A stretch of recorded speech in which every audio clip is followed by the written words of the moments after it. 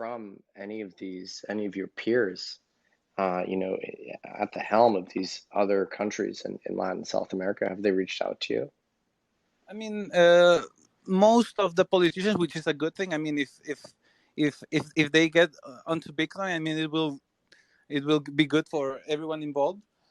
But actually, I mean, because those news are mostly for congressmen, and I mean, we don't have any contact with them. I mean, we have contact with executive governments, and I mean, I think they haven't realized yet what's happening. I mean, news travel a little bit slowly in governments, in traditional governments. So yeah, I mean, we kind of started in the weekend. So I mean, the news broke out in the weekend. So I think they will be continuous in the next few weeks, I guess.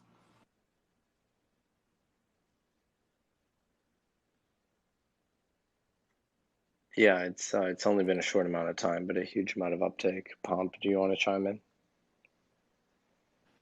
Yeah, Yusuf, there's a couple of people who are DMing me questions and various topics. One of them that's pretty interesting is this idea of when you make an announcement like this and you talk about kind of the vision for the future, most people think about you soliciting people to move to El Salvador from all over the No, world. no, not So kind not of an not just inflow. move. I mean, they can work also from home. I mean, But I think what the person DM'd me was basically this idea that one of the big issues, it sounds like, in El Salvador is people actually leaving to go to the United States or elsewhere. And so when you create a better vision for your country, it not only solicits new people to kind of move there, but also in technology terms, almost like a retention. yes, of course, and I think improvement. Jit said it, if I'm pronouncing it correctly. I mean, a lot of our best and brightest and more brave people, I mean, our pioneers are leaving because, I mean, have left the country in the last couple of decades. I mean, the people who leave a country and risk it all, I mean, their life to arrive a country that they don't know of without any legal protections, without knowing the language. I mean, those are the innovators that we're expelling from the country. I mean, that has reduced a lot since we were in the government because mostly they leave because of security reasons. And I believe someone mentioned the drastic improvement there. I mean, and that's one of the reasons, or the main reasons, that we got a super majority in Congress this year because of our improvements in security, which is, I mean, it was the main problem that people had here, and now in polls, it's, I mean, it's like the fifth or sixth problem. I mean, it's still a problem. I mean, we need to do a lot of things about it, but I mean, we're kind of improving that bit by bit, so people don't see that as much as a problem. The second problem, I mean, which people say, it's economic opportunity.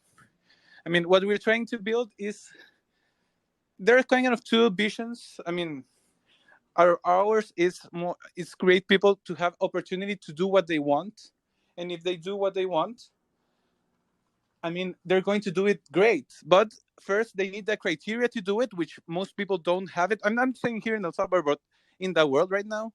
I mean, some people are miserable in their jobs. Maybe they're earning a lot of money, but I mean, maybe they wanted to be, when they were kids, a fireman.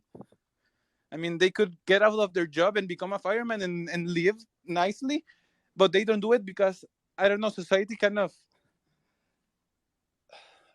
I don't know, eliminate that criteria out of their head. I mean, when we were kids, we thought about what we wanted to do, and then most people kind of forget about it. So what we are trying to do is make people understand that they can do what they want, and also give them the opportunity to do what they want. I mean, if someone wants to be a painter and that's their calling, I mean, providing them with I don't know, art classes. But not just that, because I mean, they can go to art classes, but then how are they going to live if no one buys that art? So we kind of will. Well, that's an example. Sorry for my English. I need a little bit of practice, but kind of create that people appreciate art, so that there will be a market for that, or create, I mean, I don't know, a platform so that they can sell their art, I mean, to the world. I mean, right now we have more technology than ever, so it's the easiest time in history to build a nation, and faster than ever. But we wanted to do it correctly, and not lose what makes El Salvador or what makes it authentic. I mean, we don't want to lose that. We are extremely careful to not attracting too much investment at the same time, so that, I mean, because some countries had that and they kind of lost something if the growth is too fast. Obviously, we won't stop growth, but we want to cultivate it in a way. So yeah, sorry if I'm No, this I'm is a little bit fantastic. nervous because I saw it's a lot of people, and yeah. No, everything you're saying is really resonating. You're thinking, how do we grow, but in a way that makes sense for El Salvadorans? How do we think in 100-year time frames? The one question you asked, I'll reframe it. It's, where is my flying car? That is absolutely a question that people in Silicon Valley are obsessed with. There's a great book called "Where's My Flying Car," which just came out, which Patrick Collison, CEO of Stripe, and all these famous engineers they're asking that same exact question. I think what's when you talk, it's really exciting and it's refreshing and new. Nick mentioned that going from Boston to Miami, you get a sense of just like there's like liberty in the air, and sometimes some of the ways you're framing things and the way you're framing your goals is like that. What the most interesting thing that sticks out to me about what you're doing here is, like, a couple hundred years ago, if you wanted to go from some rural English village and become a prominent person, you had to learn how to read, and to learn how to read, you had to go to one of the colleges. And today, I mean, technology and software is the equivalent of reading or writing a couple hundred years ago. And the question is, like, well, where do you go to become a technologist? It used to be Silicon Valley. And I think what's exciting about what you're doing when you're attracting people like Blockstream and Zap to some of your cities is, like, all the young people now are going to be considering, like, I want to work with Jack Mallers. And where's Jack Mallers? He's in El Salvador. And I'm sure the young people in your country are going to be having that same thought. Yes, but like the example you said, that someone from the farm going to the city and becoming an industrialist, or right now a technologist, but also the other way around. I mean, some people, their dream could be running a farm. I mean, and it could be like a beautiful life. I mean, it's 100%. if that's their true calling, and that's what we're trying to do. I mean, we wanted to have opportunities for everyone. If someone wants to be a farmer, I mean, they can do it, and they can do it and appreciate the art of farming. If someone wants to become, I don't know, a hotelier, they can start their own hotel. If someone wants to work, I don't know, a writer, I mean, they can be a writer. So it's a little bit differently. I mentioned the flying cars because that's what we thought of when we thought about the future. But it's an example of trying to build a society. I mean, maybe the society we want won't have flying cars. Maybe it will be just everything walking distance and rail, trains and metro systems. It depends. The future will be built by everyone. So what we're trying to do as leaders is trying to show people that they can decide their own future, and in their own spaces. I mean, they will build it, but also everyone has a lot of different influence. I mean, and not we. I mean my brother. I mean, we are helping him, but he, as the president, I mean, has a lot more influence in that, and and he has to make decisions that will shape the future in a way. So, but yeah. Yusuf, if we may keep you for a little bit longer, how do you define the success of this initiative? I mean, what are the key performance indicators? What is it that you're looking for as the outcomes of this move to embrace Bitcoin?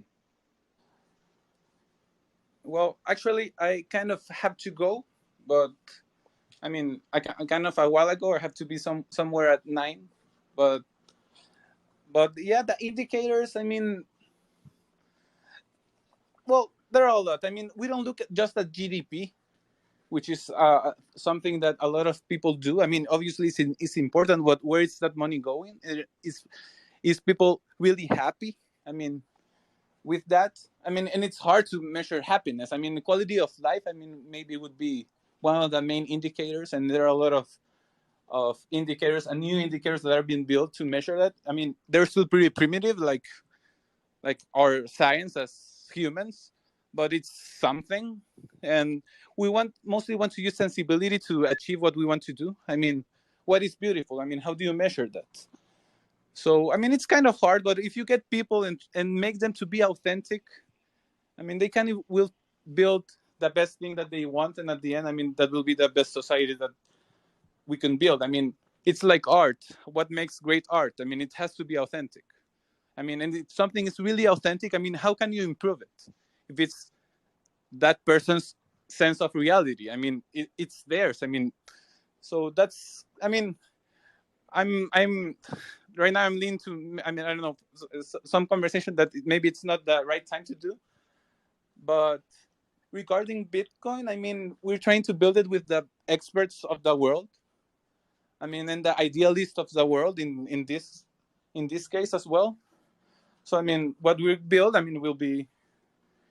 I mean, yeah. I mean, I guess that's my finishing remarks in a way. Well, So thanks to everyone. I mean, thanks to be interested in here. I mean, this is something that I guess it's. I mean, it's something that it's good for humanity. I mean, but this is just an announcement. I mean, we need to work on it, and I mean, we kind of do it in here, and yeah. I mean, thank you, and have a great night. I mean, I guess. thanks, Yusuf. I mean, there's 150 million Bitcoiners worldwide, and they're all paying attention to what you're doing and your country being groundbreaking right now. So you've got the eyes of the world on you right now. No pressure, but Yes. truly, it's inspirational stuff, and you're really blazing the trail here. So, really appreciate you hopping in and talking to us directly. I mean, it's astonishing. But thank you. No, no. Thanks to you, and yeah. I mean, I guess we'll keep in touch in a way. I mean, You maybe can. directly or maybe indirectly, but I mean, I guess we'll See you in the next spaces, Yusuf. yeah. Just meet us here, every Wednesday, 8 Yeah. p.m. I know I'm not the only one who looked up that it's $10 and you get a visa, a tourist visa when you land in El Salvador. So maybe we should organize a meetup in El Salvador. I'm Yes. visiting. I'm gonna come visit for Hopefully sure. soon. Yes. Okay. Yeah, you're gonna See get you, a lot of everyone. Bitcoin soon. Thank you. Thank you. Bye Bye, bye. Yusuf. Thank you. There's some other really interesting luminaries in here. I think I saw the advisor to the president of Colombia in here earlier. I don't know if he's still around. Sorry, I lost my voice. It's a really bad time to lose my voice. I'm hosting like a huge spaces. But yeah, that was awesome. Yeah, I'm just pretty impressed with like the vision that the guy had, and he's not just I guess like a Silicon Valley tech person. He's also talking about making sure that people from other walks of life are like feeling included and stuff. So overall, I'm pretty pumped with what I heard. Yeah, especially for a completely extemporaneous off the cuff discussion of something that's very new. I thought he was very composed, and gave some pretty great answers. That was super cool. The crazy part is he's not even the president. He's the president's brother. Imagine the president. Yeah, I mean, would love to get him in here too. Every time I've done one of these, like the people in question have like emerged on stage. It's so crazy. I love spaces so much. Let's see.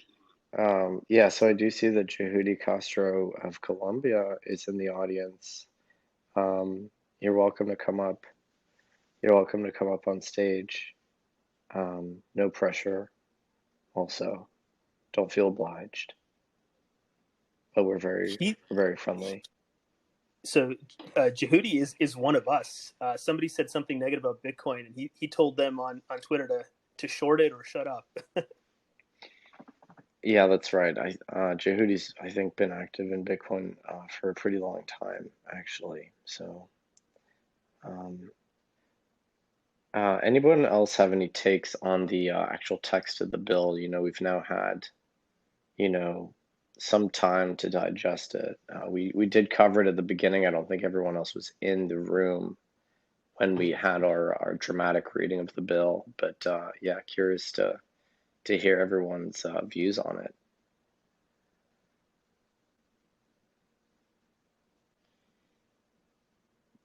Let me add some more people up here.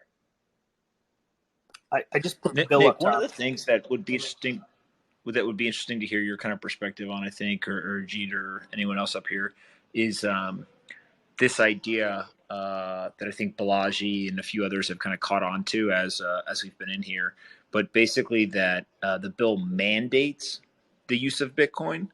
So it's less about simply being, hey, you can use this, but almost a mandating of it, and then going to, you can convert back into dollars if that's what you want instantaneously. And so is that the way that you guys are reading it as well? And kind of, if so, what's the implications of that? Yeah. Someone, gee, posted the bill. That's great. Thanks for doing that. Yeah, I found that to be one of the most intriguing clauses in the entire bill. I mean, frankly, to me, it actually seems like pretty, like pretty demanding to mandate Bitcoin acceptance. I mean, that kind of implies the existence of some sort of like payment processor terminal tool, which, seamlessly, allows you to transition from Bitcoin to dollars. I mean, I can't really think of something like that truly exists, that's cheap and ubiquitous, kind of a cheap hardware device that allows for Bitcoin payments and seamlessly allows merchants to accept fiat should they choose. Like that would be the kind of thing I might expect Square to build, but like I'm not aware of something like that actually exists. Yeah, and it's huge that they have the first state-sponsored AMM in there. That to me was massive, right? Because they have a state-owned bank that is going to hold Bitcoin and dollars so that you can switch back and forth instantaneously. The technological part is hard, but also the fact that they're providing liquidity on both sides is really interesting. I mean, I think one interesting part here too is that it says that those who don't have the technical means. I'm reading the third picture of the thing that I posted, that those who don't have access to the technologies to carry out the transactions in Bitcoin are excluded from the obligations expressed. So I think that's interesting and important because, like, these technologies, I think Pomp just said it, but it's going to be probably the Strike app and then competitors. And so if you don't have the mobile phone that can download the Strike app, then you're not obligated to use it in the same way that you wouldn't be able to obligated to be used like a MasterCard or something. And it's like in rural areas in China, they still use currency, like physical currency, but in the cities, you can't actually use physical currency that much. I was going to say... Yeah, I definitely think Strike is probably going to be one of the use cases. And hopefully people build more. You're going to need more than just one company. And I think Nick highlighted, you're also going to need hardware on top of just software. Yeah, absolutely. I think, given that Lightning is open and instantaneous and Strike has kind of shown the way, I think Strike's obviously going to do well, but so is the space is wide open for anyone to develop on Lightning. One thing that I don't have off the top of my head, but I think I read somewhere that I think, cell phone penetration is sort of almost 100%. I don't know what the smartphone penetration is, but you've got to imagine this is one of those situations where they're just going to leapfrog, and potentially skip the point of sale device hardware and go to QR codes if everyone's just toting phones around. So, I mean, it's super exciting, even from just a hardware standpoint, to see what the payment infrastructure is going to evolve into. It might just be a bunch of Lightning invoices and people using their cameras. One thing I've been thinking about recently is state-sponsored Bitcoin infrastructure.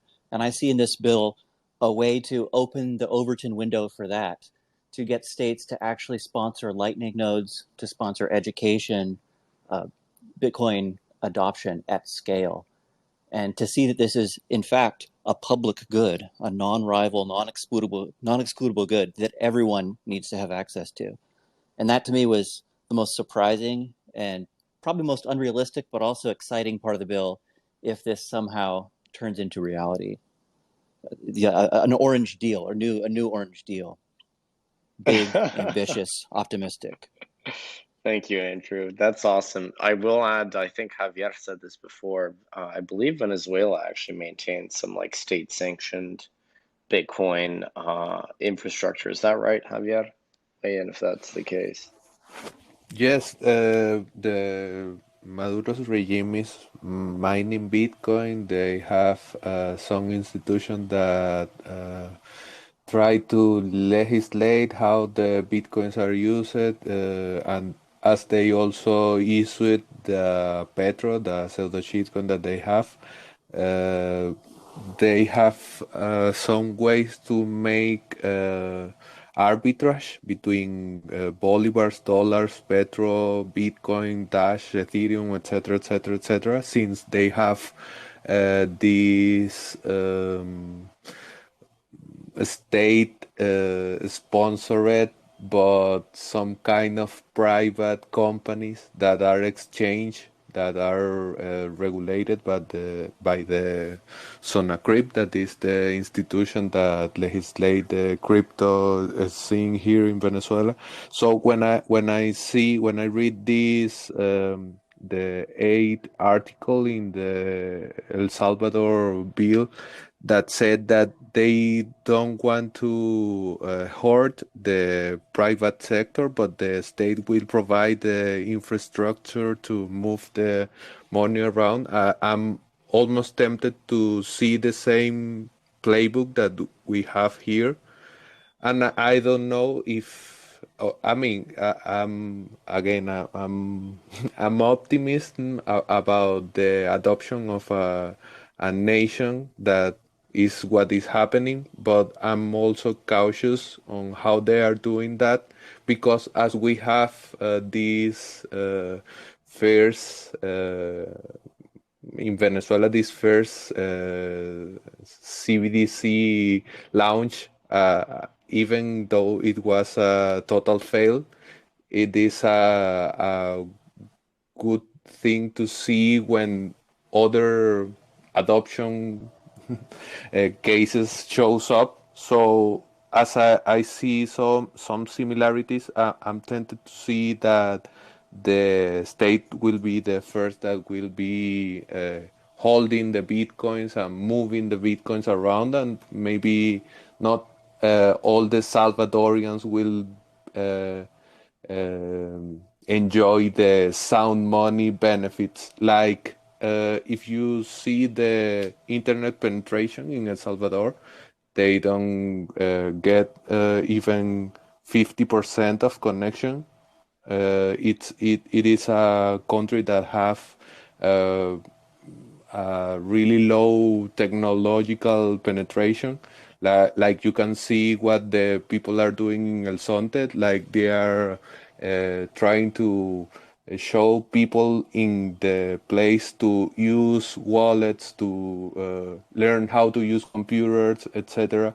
So many of other places in El Salvador are similar as El Sonte. So the infrastructure that they are building will be very uh, good to the state, but it will be slow to make a positive impact in the Salvadorians' lives. So I'm really curious to see how strike or the private sector will respond or will take advantage of this bill. But the state is the main winner in all this, at least for me. Thanks, Javier. I'd love to hear from Balaji or Kaylin. Kaylin, I saw you had a thread. Balaji, of course, this is kind of in line with your sovereign individual entrepreneurial states thesis. Yeah, exactly. Like basically earlier this year, just RTing something on this, like this concept of the sovereign app. And a sovereign app, it's sort of like in a category that is maybe obvious, but I'd seen it in India, and obviously other places where it is an app that is mandated by a government. And so when it's mandated, you get mandatory distribution. And I was thinking about this in a similar context, but in the context of like communications channels. If an app does well enough in the private sector, it can be just selected to then become mandatory for everybody, and it goes from whatever 100,000 to whatever million users. But it's also like it's just a huge boost in distribution, and that's basically what just happened. Where it seems like Strike was very popular on Bitcoin Beach, and now essentially every merchant in El Salvador is going to have to download an app to accept Bitcoin, which is cool in some ways. In other ways, it does like to be clear, I think this is overall net positive for freedom and so on. But it does give me pause, in the sense of, as a voluntarist, what are the ethics of it, in terms of, is it new boss same as the old boss? You go from, an exit and you go from freedom to then mandating something and so on. Just does give one pause. In this case, I think on balance, when you are a state, you have to set defaults, just like, you're running a two-sided marketplace, you're running any kind of government of some kind, whether an internet government or a physical government, you have to set defaults. And I think what is happening is he's sort of robustifying the economy for potential future USD inflation. And so it can be justified on that basis, plus the fact that the mandate is not that onerous. It is basically downloading an app, if I read the thing correctly, which it doesn't cost anything beyond data. And it has an out for those people who, are not technologically capable of doing that. So as mandates go, this one is relatively, non-onerous and potentially very beneficial overall. I think also what it does, it'll make people accumulate BTC over time, but it does expose some, people to price risk. So all those things, we're going to see what exactly happens as we enter this new age of, quote, mandatory crypto. Yeah, I had a very similar reaction to your point about, allowing El Salvador to effectively divest from their dollar exposure. I mean, it's a dollarized country. They have been for a long time. But what happens when monetary repression occurs, which is, I think, we're likely to see, is that, the government holds interest rates low and, inflates away the debt to reduce the debt. And the debt to GDP ratio is 130% in the US now, and we have twin deficits. Those are the ingredients of, a soft default. And I think this is a very, very logical reaction to basically create a vote of no confidence in the dollar. Russia is also divesting all their dollar assets. So has China. Foreigners have been net sellers of treasuries since 2014. This is really one of the most direct and aggressive reactions. I mean, El Salvador is effectively a vassal state, a fully dollarized state. So I do wonder, and I asked the president's brother this, would they see reprisals? I do wonder what the reaction from the IMF, the World Bank, and then, the US itself will be. Well, two thoughts on that. One is, it's interesting because I'm not sure if it's you were saying this, but this is a leapfrog over what I expected, because I expected a central banker to go first and just buy BTC and hold it as part of their reserves. And that's like a back end change, you know what I mean? Where the average citizen is mostly unaffected, but there is some tussling in, there's words exchanged with, central bankers around the world. They're kind of a club. And that would be a defection from that club. This is much, as you point out, much more aggressive because it's going directly peer to peer. It is, every individual is touched by it. It's not like a back end change that is transparent to them, number one. And then number two is, it's funny because essentially the country is taking risk as a country, where if everybody, accumulates even a little bit of BTC, there, and the thing does go to, I don't know, $1 million or $10 million, as some people think it might, and I think it's possible by 2030 or so. You have almost like the reverse of inflation, where everybody in the country would get wealthy as a function of their, like almost like venture president's decision, which is this. I'm not sure there's a precedent for something like that. It'd be like a startup where everybody has hardship during price risk, and then it all kind of sunny lands towards the end. So, I mean, that's obviously the rosy scenario, but it's anyway. Those are just a couple of my thoughts. Caitlin, I saw you had a thread on this. Any thoughts you wanted to add? Yeah, I'm same reactions you guys are having. This goes so much further. Balaji, I agree. I was thinking this was really just, yeah, it's legal tender, but it's optional for businesses and users of the financial system in El Salvador to use it, because that's usually how, when you have two legal tenders, you usually don't mandate the availability of both. And that's what they did. It goes a lot further than just central bank reserves and making it optional. It's actually mandatory. Holy cow. And the whole question of convertibility to the US dollar, there's definitely a lot of unanswered questions, because they're They're setting up a trust at the development bank. It's not even the central bank. I thought that was interesting. I had to look up the different names. The development bank is different than the central bank, and the development bank is going to be running the trust. But I have no idea what the pipes look like. I'm a plumber at bottom. I focus a lot on how the money actually moves, but from within the pipes from these different entities. That's literally what the Wyoming Speedy Banks are set up to do, right? I mean, we're applying for a clearing account at the Fed. Nobody in the digital asset industry has a clearing account at the Fed, and I don't know if El Salvador's central bank has a clearing account at the Fed, or whether this development bank, which is going to be running the trust that is offering instantaneous convertibility to US dollars, has a clearing account at the Fed.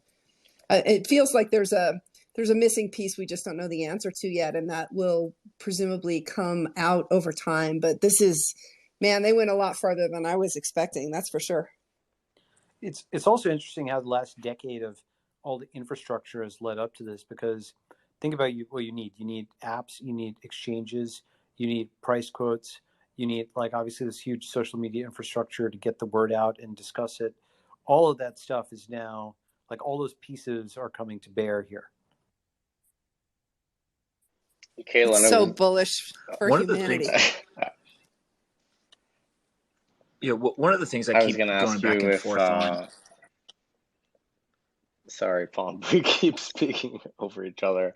I was going to ask Caitlin if she knew if El Salvador had a direct swap line access to the That's what I'm Fed. trying to figure out. I went to my central banker friends, but it's already 11:30 on the East Coast, so I assume we won't know until tomorrow morning. You're telling me you don't have all 200, central bank relationships with the Fed memorized, committed to No, memory? I've been looking it up. That's where I actually found an interesting article that the president of El Salvador actually changed the governance structure of the central bank.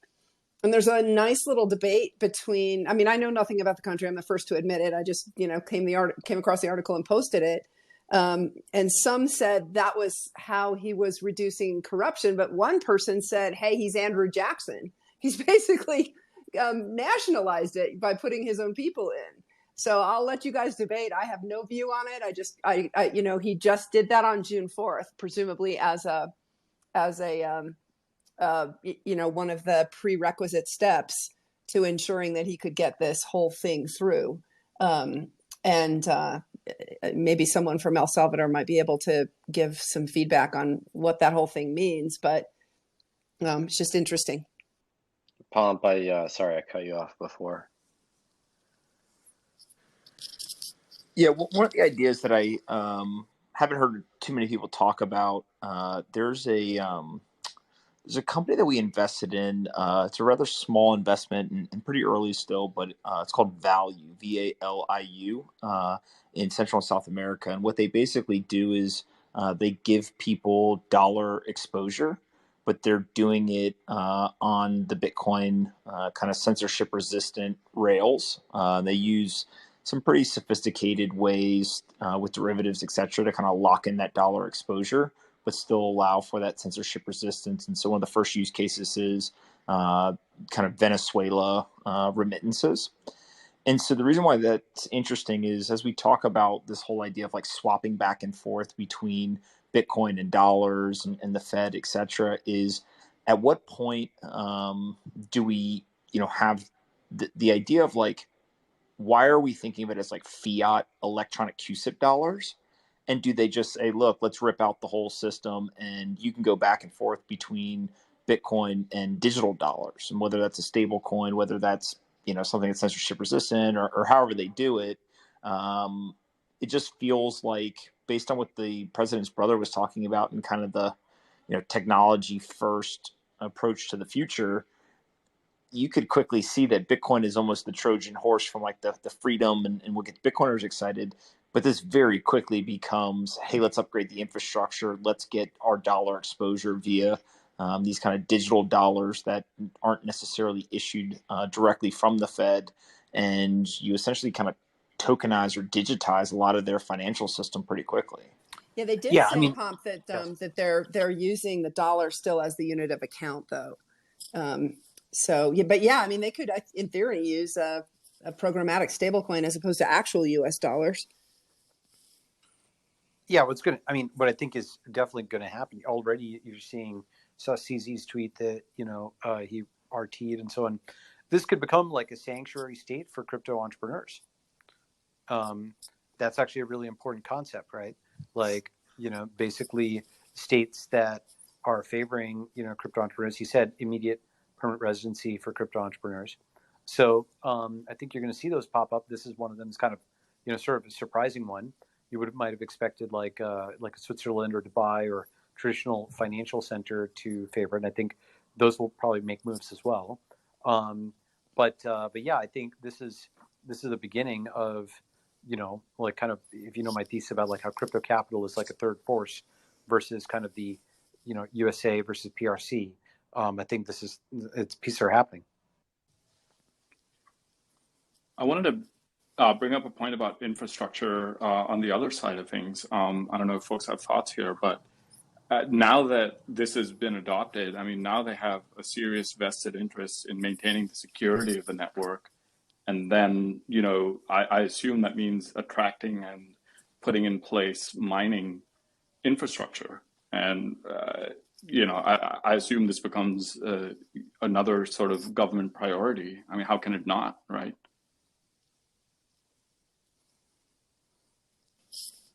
Yeah, I think I saw a tweet about that they have some unique like energy situation. I'm not sure if it was like hydro dams or geothermal energy or something, but They I have agree. biomass, yeah.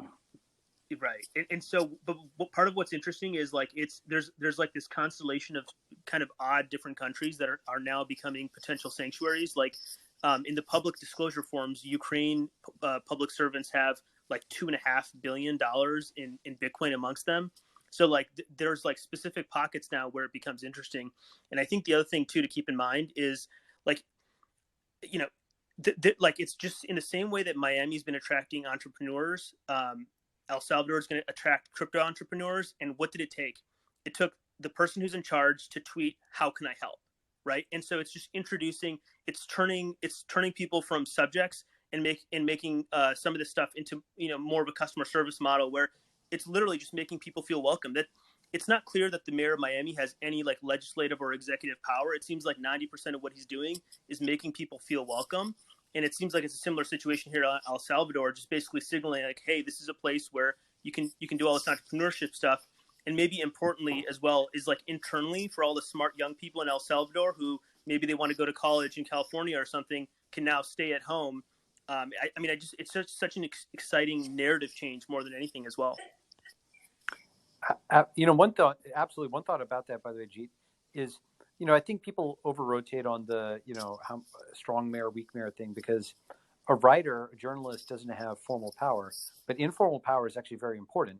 Influence is very important. And, in many ways, like, Suarez is perhaps the most influential mayor in the U.S. and certainly influenced all these folks, I think, in Latin America. And so that's more than just the hard power, I think. Not that you don't know that, just making that remark. Yeah, I guess what I'm saying is like just the implications of this down the line. There's like a potential cascade of other people who realize it's very low cost to also attract. There's like maybe a couple tens of millions of the top developers in the world who could move and be remote, and all of a sudden now, he's done it, and then you see the advisor to the Colombian president doing it as well. There's various low-level Mexican politicians doing it as well. It's kind of potentially setting off a cascade of people who realize, oh my God, I need to put on laser eyes and I can attract smart developers to my country and make my country relevant in the tech world now. Yeah, and I think, we have to, I wrote this article on this and I tweeted about this and so on, but we need to develop apps for that two-sided marketplace of countries and citizens. For crowd choice, so basically for collective migration to jurisdictions. And just like you do a Kickstarter, you pool together 1,000 people and you effectively have, 50 jurisdictions that are bidding for your business. And you basically say, hey, these folks have all put down a deposit and they've nominated this person as leader, and that person collectively bargains with those states to say, hey, if you can get this, let's say this is legalized, or that has changed, then we'll all move together and bring 1,000 times 100,000, $100 million annually in remote income to your district. So that concept of crowd choice, I think we're at the very, very beginning of that, but that's going to happen this decade. Yeah, I just wanted to weigh in, Nick, quickly on. I just got so much inbound on the human rights stuff. I just wanted to make a quick point on that. This is so bullish for human rights. You don't have to celebrate the guy, and who knows? Maybe Bitcoin changes, his behavior. I mean, it could easily be like a mechanism for reform, but you kind of have to think about this like, what if like Kim Jong-un or Castro or whatever said, all right, we're gonna add the open internet to our country. We're gonna like shut down the firewall. That's a kind of a similar mechanism here, except Bitcoin has an economic incentive for these leaders to do this. So like, regardless of how democratic they are opening their society up to open finance, and they are allowing and encouraging and maybe even mandating their citizens to use a money that can be sent seamlessly anywhere in the world, can't be censored, can't be debased. I mean, I'm kind of just sort of reeling at this right now. It doesn't happen necessarily with the open internet because there isn't really an incentive for these countries to like open up. But there's definitely an economic incentive, as you all have been talking about, for these countries to attract foreign talent, foreign investment, to look innovative. I don't know, just to be famous. So it's pretty mind blowing, to be honest. Yeah, very well said, Alex. And I appreciated your people have used the word nuance, but genuinely nuanced take on this earlier regarding the human rights question. It's funny. Hello, can I share something? Yeah, go ahead. Yeah, so I'm a Salvadorian. I live in San Francisco, and I've been looking at what is happening right now in El Salvador. And I believe part of why this is happening is because of the pressure that the U.S. is trying to do in El Salvador.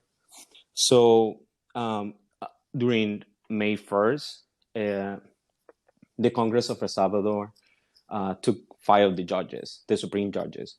And the reason why they did that was because they were really corrupted.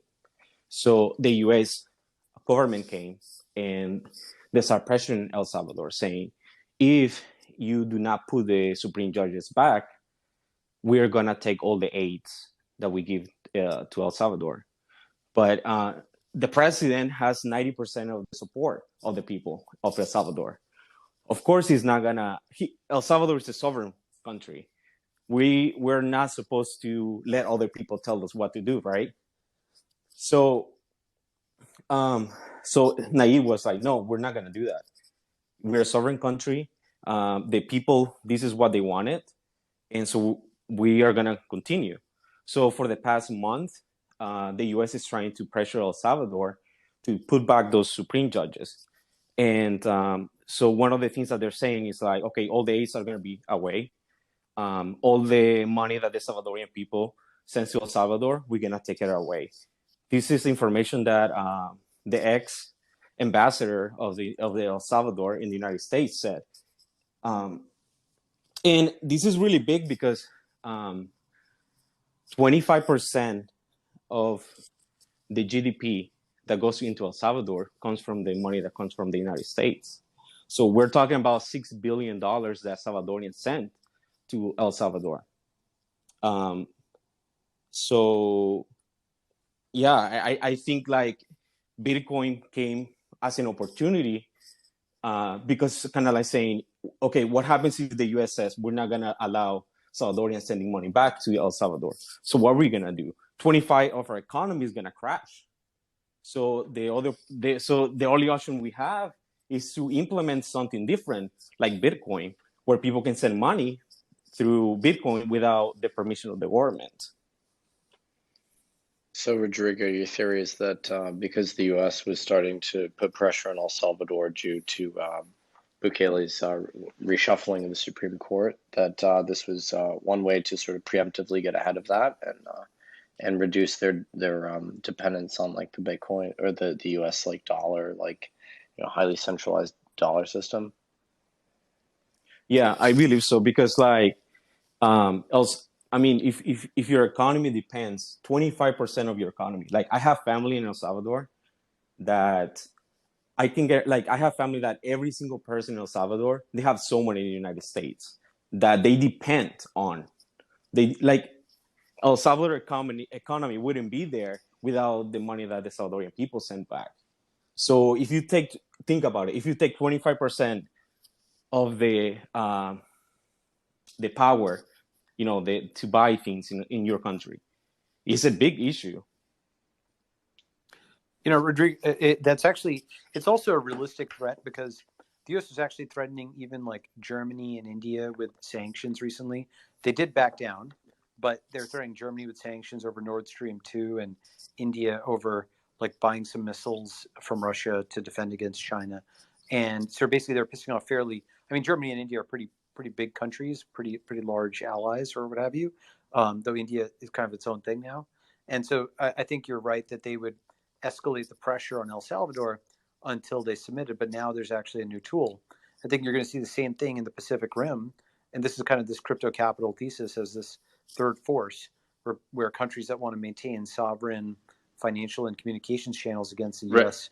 and PRC, right? Go ahead. Right. And Balaji, and like what used to be the counter, it used to be communism.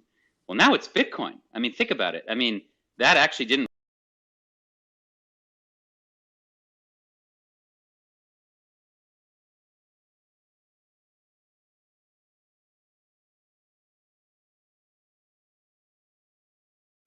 kind of like super imperial central bank behind it. It's just a kind of a transformative geopolitical move here.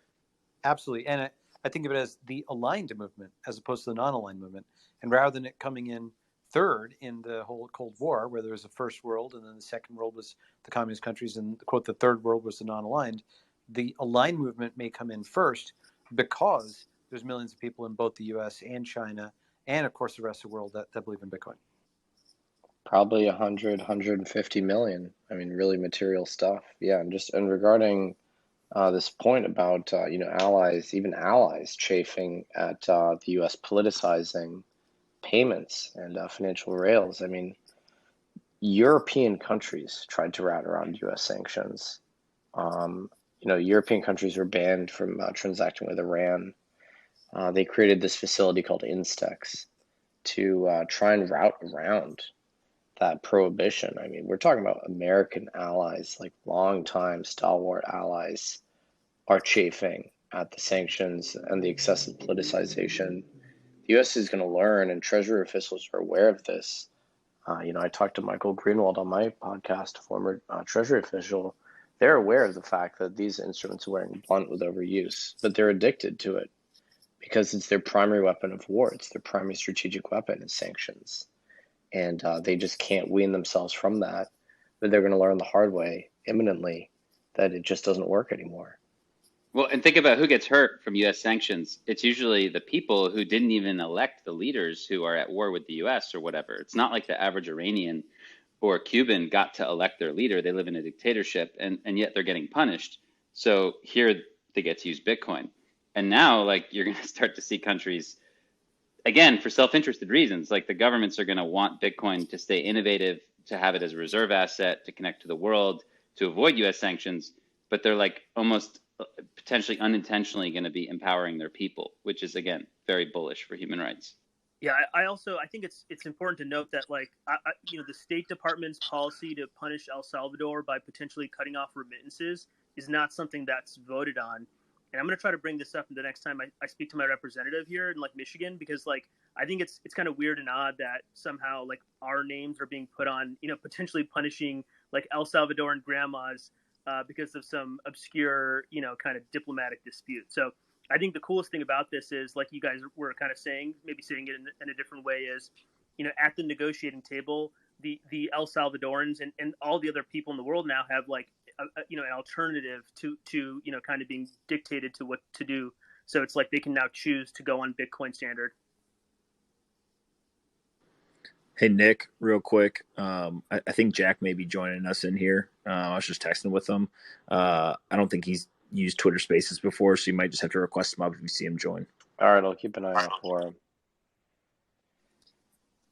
Hey With guys, Jeff. shout out to Nick Bhatia. He's listening. I wish we could bring him on, but he said he wants to just listen. He did some digging. El Salvador clears its US dollar payments through SWIFT. So it does not look like, from what Nick found, that it has a direct clearing account at the Fed. So that just raises a question that we don't know the answer to yet. How is it actually getting instantaneous settlement of dollars? Oh, looks like we've got Jehudi Castro on here. Thanks for joining us. Really appreciate you hopping up on here. Thank you very much. I'm mostly listening because space is about El Salvador and it's fascinating what's happening. So that was really a bold move. And it will be interesting to see how it unfolds. That's mainly the idea. Also, Jack Mayers mentioned that he was going to release an open source Bitcoin for countries document. So there's going to be, I hope, that's the document I was trying to reach out to be some interesting information there that can be like useful. In Colombia, there is a lot of interest for Bitcoin. Is the third country in volume in local Bitcoin worldwide. So definitely it's something that is interesting to look for us. Yeah, myself and Pomp up on stage are backers of a startup based in Bogota called Value. And you know, their mandate is to help provide digital dollar exposure and Bitcoin exposure. You know, from the data points I'm looking at, Colombia is probably one of the most Bitcoinized countries in the world. I don't know if that's if you monitor that, but I believe it's really up there, probably in the top 5 globally. It should be. One data point is the one I say, the peer-to-peer exchanges. Also, decentralized exchanges say something similar, or surveys that they do. So definitely. So I saw, you know, you've actually been involved in crypto for a really long time. I mean, what's your reaction to this El Salvador news? I mean, does it increase the urgency for other Latin American countries to you know, devise a Bitcoin policy? What's your main reaction here? The situation for El Salvador is quite unique because, for instance, different than, for instance, Colombia, they are dollarized. So that's different. They don't have, I guess, like a central bank, or at least the role would be very different. So it's different, but so someone needed to do it first. And let's see what happens in the Congress, because again, this is not a decision that the president takes. This needs to change the law and go to the Congress. And like personally, as a Bitcoin believer, it is good news.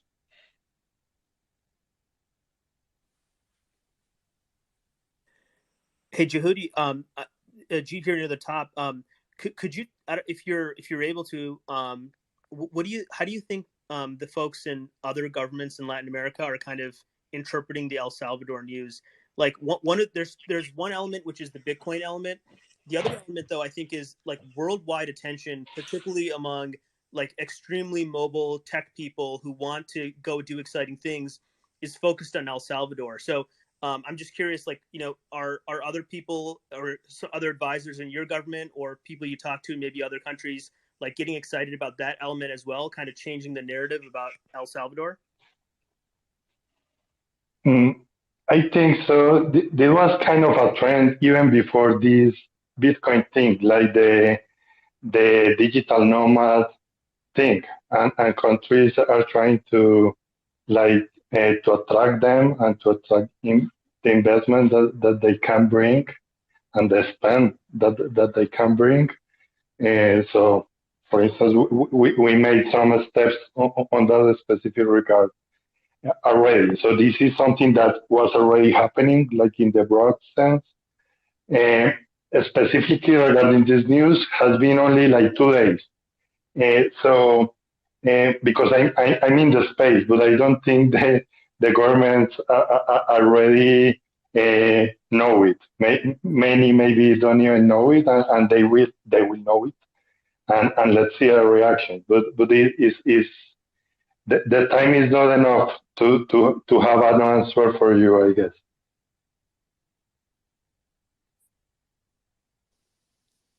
Hey guys, somebody just posted on my Twitter thread that they are actually voting right now. Is that possible that they're voting on the bill already? It would make sense if they want to move fast, especially if there's some political pressure. But there's apparently a live YouTube on it. It's Nunya Biz 415 is the person who's posted it on Twitter. NUNYABIZ 415. Just heads up. Would they really convene Congress or Parliament At night? I don't know. I don't speak Spanish, so I'm just letting folks know that we're crowdsourcing information on all this. So El Salvador Congress, since May 1st, they've been working 24/7 because of all the corruption things that have been happening. And right now, Nayib Bukele party has the power they have the votes to make this happen. So this can happen tonight.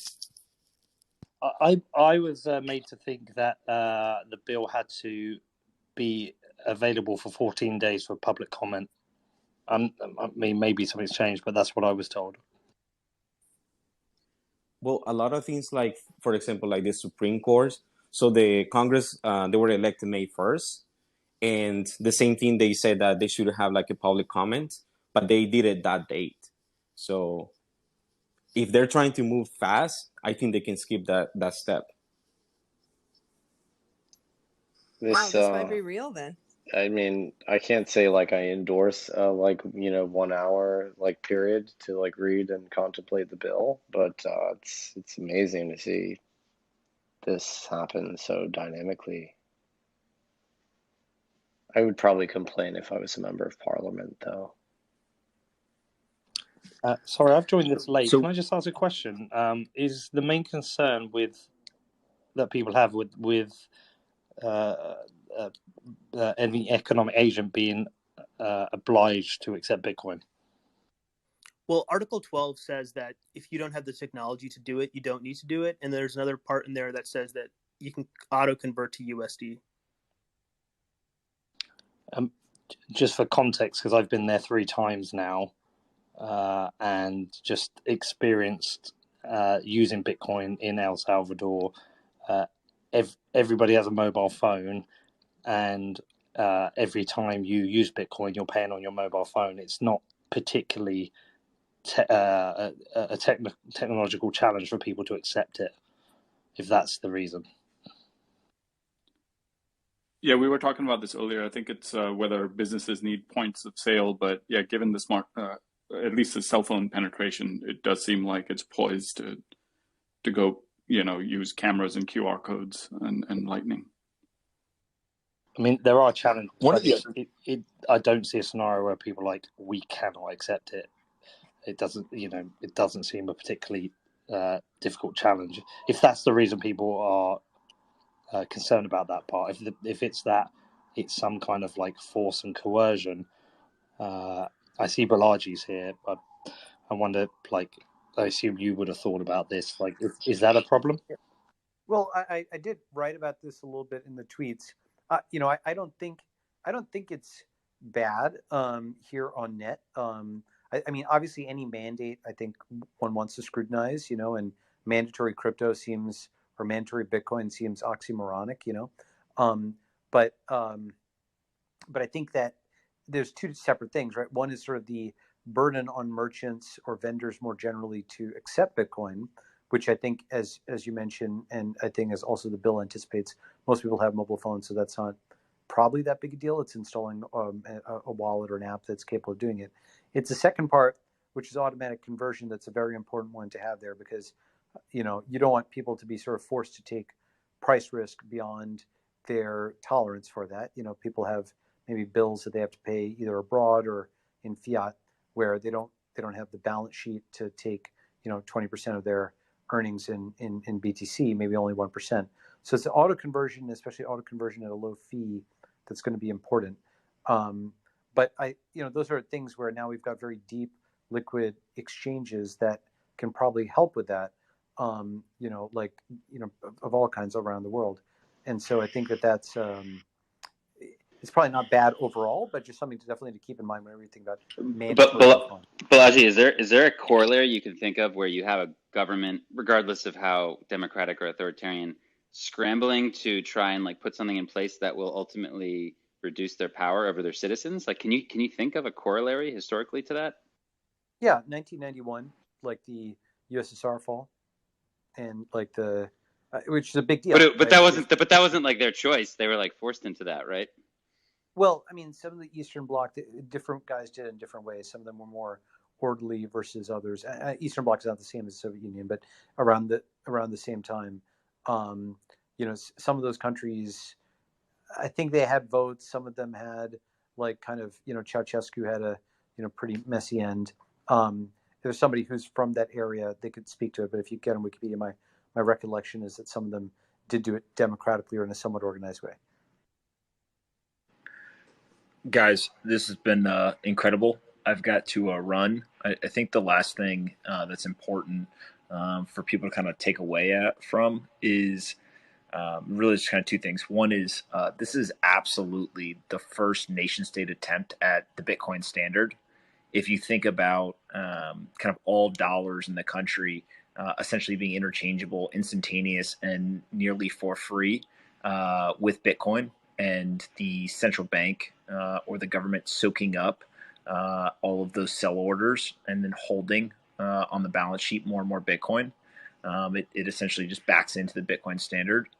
And then I think the other thing that can't be underestimated here is there's a technology story, but I think the most important thing, and likely what's kind of play out over the next couple of weeks here, is this is a drastic philosophical shift in the way that any nation state has ever thought in terms of the way they interact with their citizens, the way they interact with money, etc.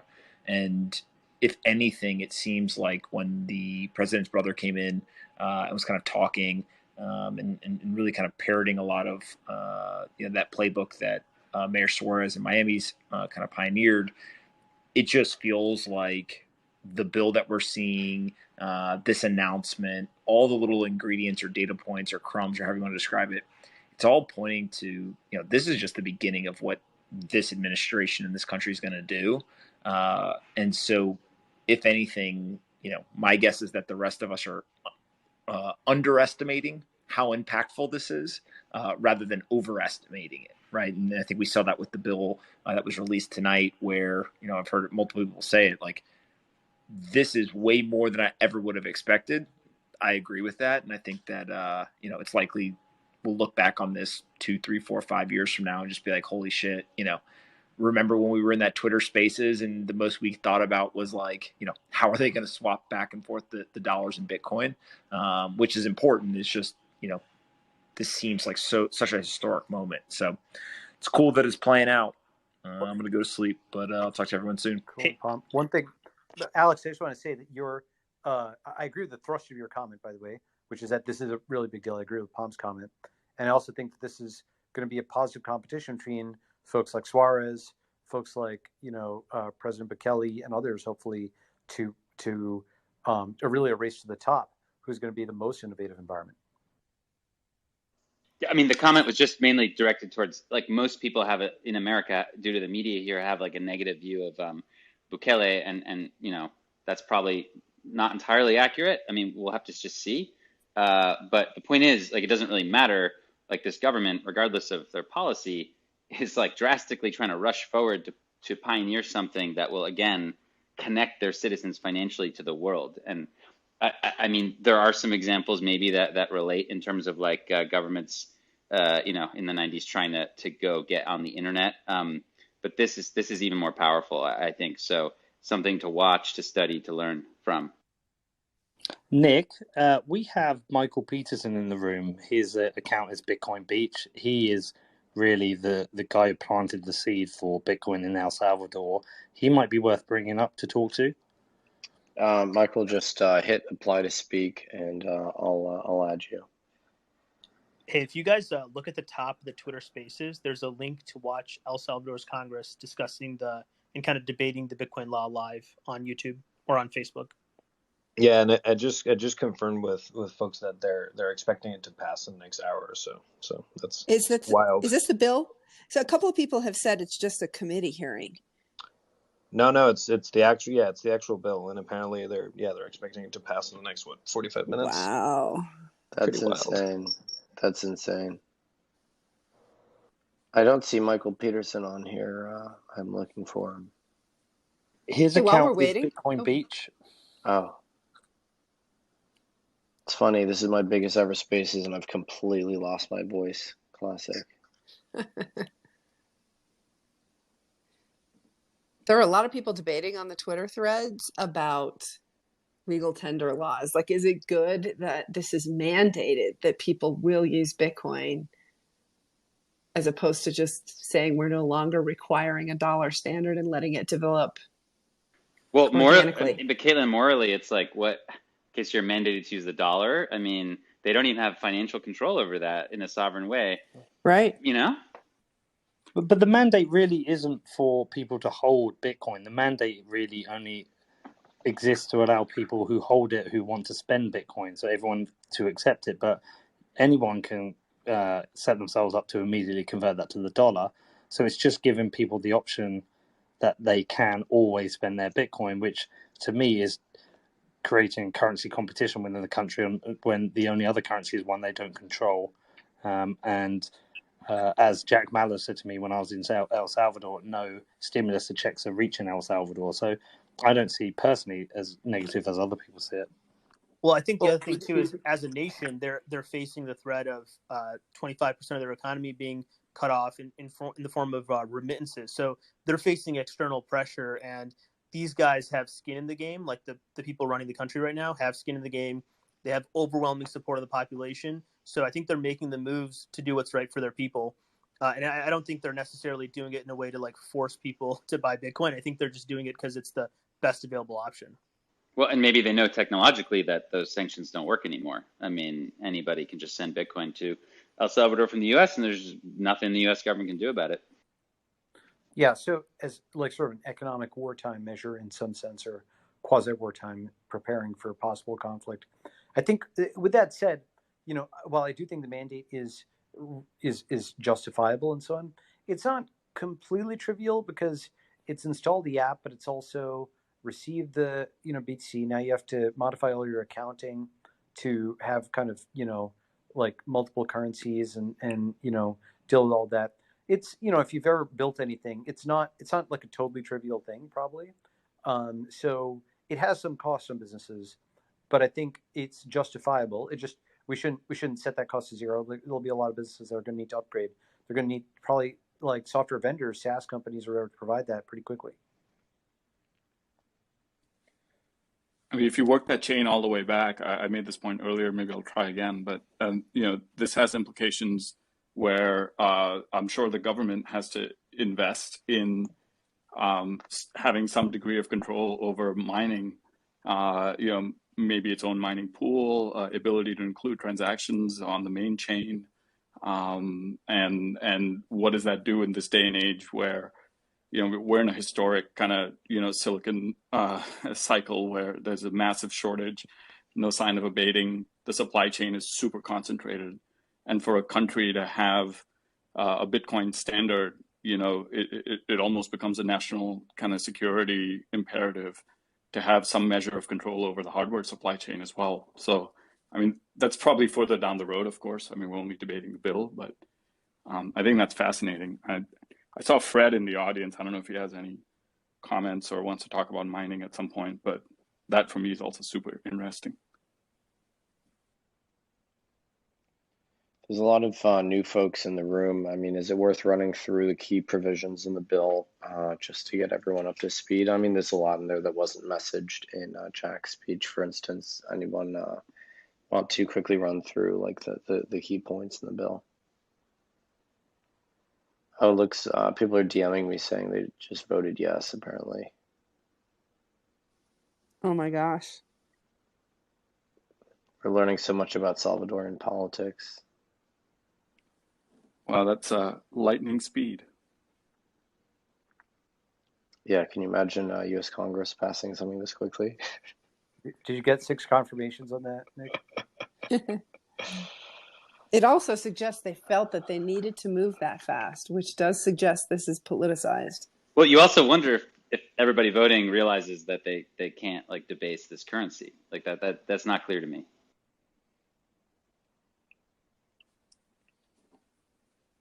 Well, they couldn't do that to the dollar either, right, Alex?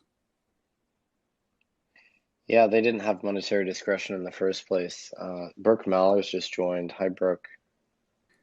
Hi, everybody. I think you're right. I think it just passed.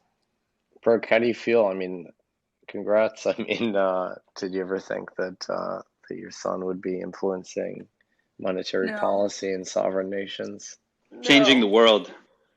Wow. Wow. Congratulations, Brooke. Thank you. He called us. Oh, we were at our hotel in Miami. He called us Friday night late, and he's like, "Okay, are you ready? It's actually going to happen." And I don't even know if he slept that night. And he got the video from the president sometime in the middle of the night, and his team was on it. And yeah, we've known about this, but of course, couldn't say anything. And I'm just kind of in shock. I'm like shaking now. It's so exciting. Yeah, I was outside the conference when I saw Jack get up to speak, and I barged my way in past security. I was pulling rank trying to get back into the conference so I could watch him speak. It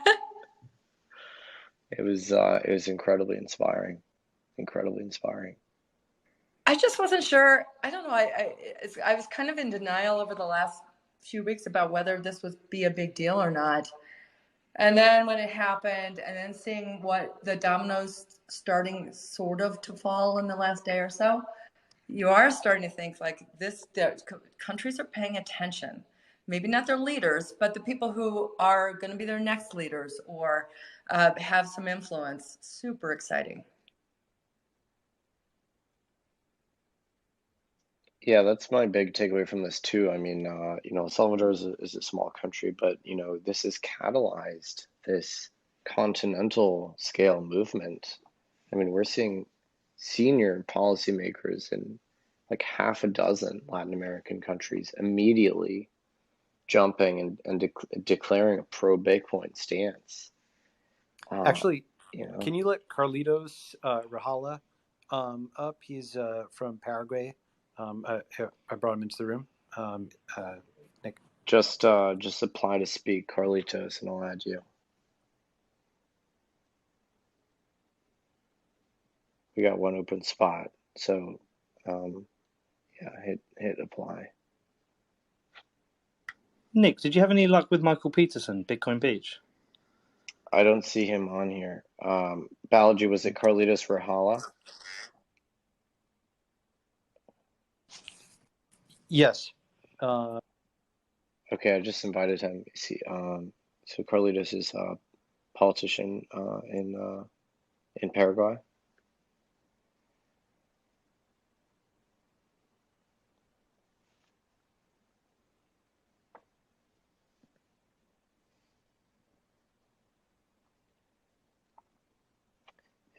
Invite is out.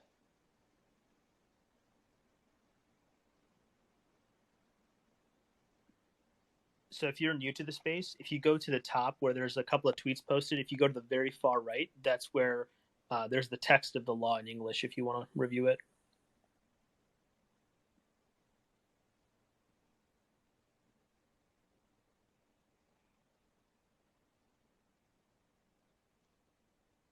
This has been a pretty wild room, huh? It's pretty wild. So it takes effect in 90 days. And we're locked in now. Yeah, we get Taproot activation and nation state adoption simultaneously. It's pretty great. Pretty bullish. Alex, Fundamentals are strong. That's a great point. Somebody tweet that out. Wow. Compare the two. Taproot took 4 years, and this took 24 hours. The So fascinating thing to watch is going to be how the U.S.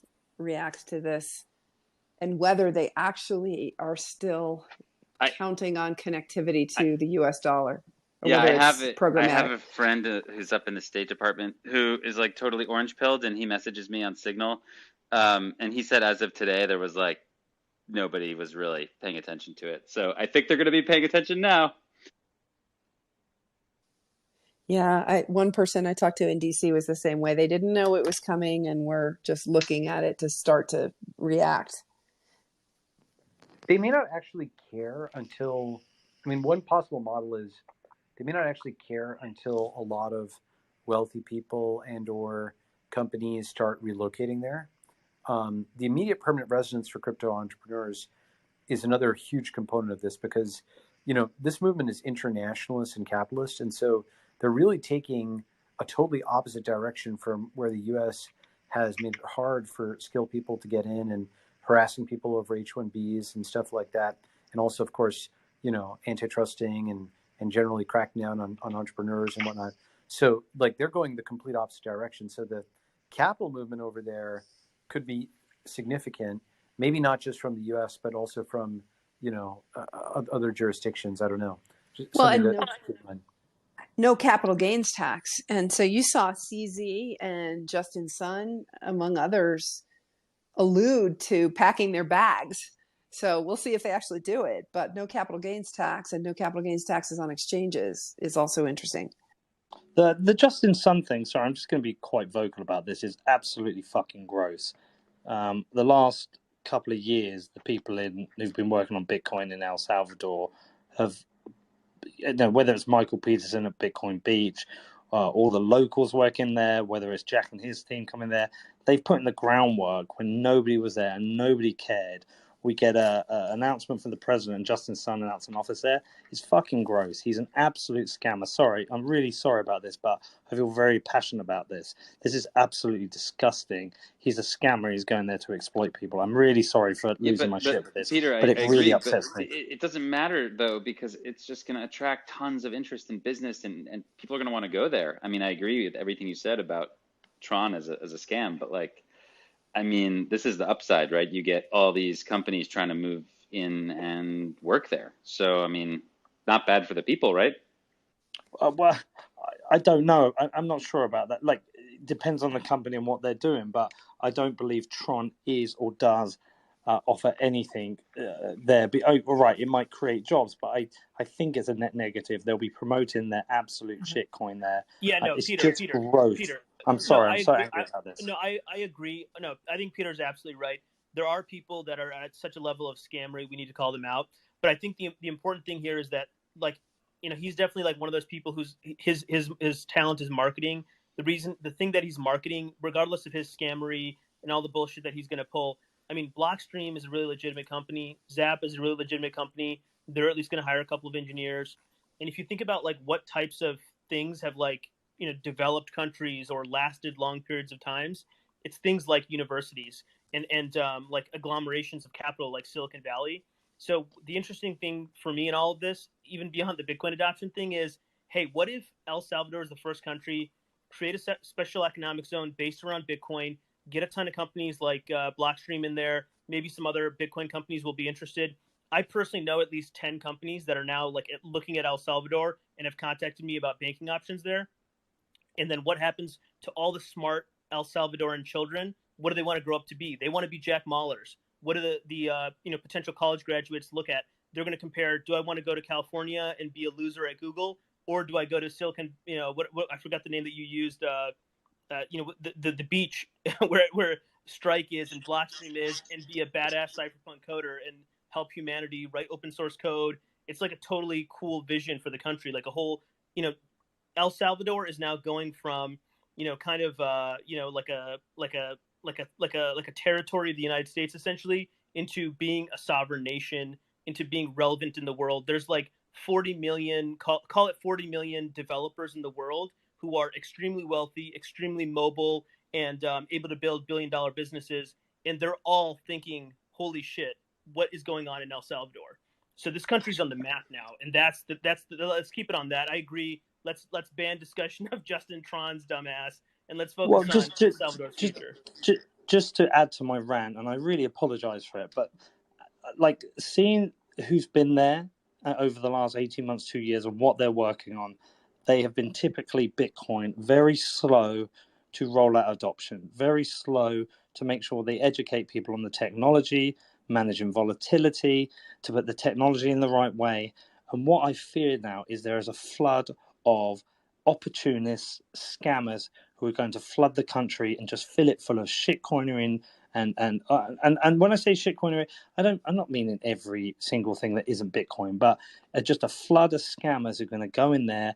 They're going to exploit the situation for their absolute dog shit coins. Sorry, I feel really passionate about this just because I know the hard work of people like Michael Peterson, who created this seed, which would not have happened without him.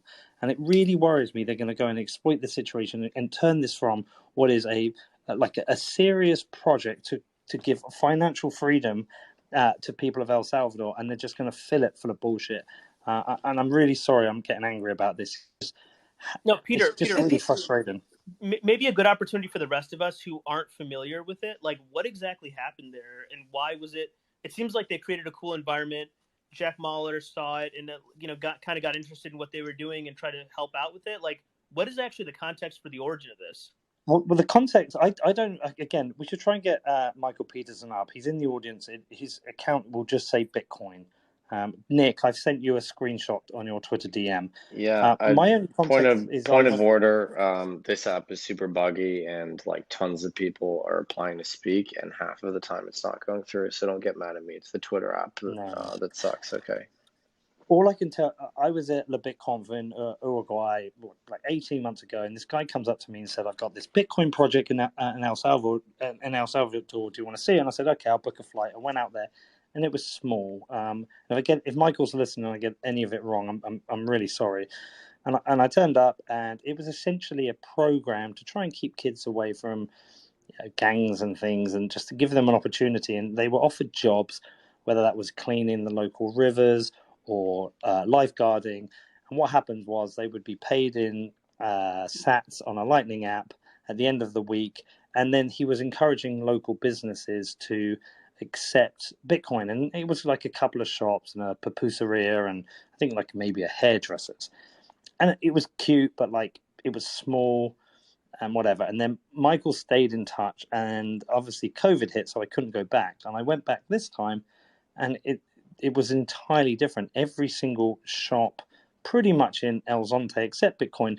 Now, look, there's a range. There's those accepting Bitcoin who have spent the time, done the work, and they get it, and they want your Bitcoin. And there are others who are accepting Bitcoin just because they want to sell something. And I believe some of them, they don't really care whether it's Bitcoin or dollars. They want to sell something, and they will accept either currency. But everywhere in the town you see accepts Bitcoin. There's no dollar ATM in the town. There is a Bitcoin ATM, but it's spreading.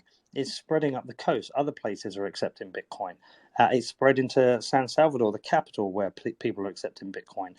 The little place I went where the people got paid is now essentially like it's they call it Hope House, but it feels like a 2-room school where people are taught English and taught about Bitcoin. They've grown this thing from a small seed to something that's just sprouting out of the ground. And then I'm aware that Jack's gone there and he's tried to solve the remittance problem. But everybody I know there is working on not enriching. We got Michael up here. He's here. Yeah, we got Michael. him. If I get Michael, I I'll made finish. it. And then I made it. Michael! You're doing good. You're doing good, Peter. You're doing good. Keep going. Well, if I've got anything wrong, then you correct me afterwards. But the seed is the spread. But the one thing I notice about the place is nobody is talking about making themselves rich. Everybody there is about freedom, education, and helping others, and making sure they do the right thing. This is why the Justin Sun thing makes me so angry, because he tweets they're putting an office there, Bukele retweets it, and suddenly it's just like this gone from this like really amazing opportunity to another seed, which is the shit show of scammers like here. And I'm sorry again for being so passionately angry about this, but it just really pisses me off. Michael, I'll hand over to you. I need to shut up. No, you did a great job, Peter. I think one thing that really shows the difference in Bitcoin Beach and how Bitcoin's being used in the community is when people come in, they're like always amazed that, wait, you're wearing a Bitcoin shirt? Aren't you afraid people are going to know you have Bitcoin, or you're associated it and they're going to rob you? And I'm like, no, everybody here uses Bitcoin. Like, it's like saying you use Uber or saying you use the dollar, and it's actually the money of the poor. Like, it's the money of the everyday people are more likely to be using it than the rich. And so nobody thinks you're rich because you have Bitcoin. They think you just live in El Zante and you want to be able to transact and you like everything that Bitcoin opens up to you.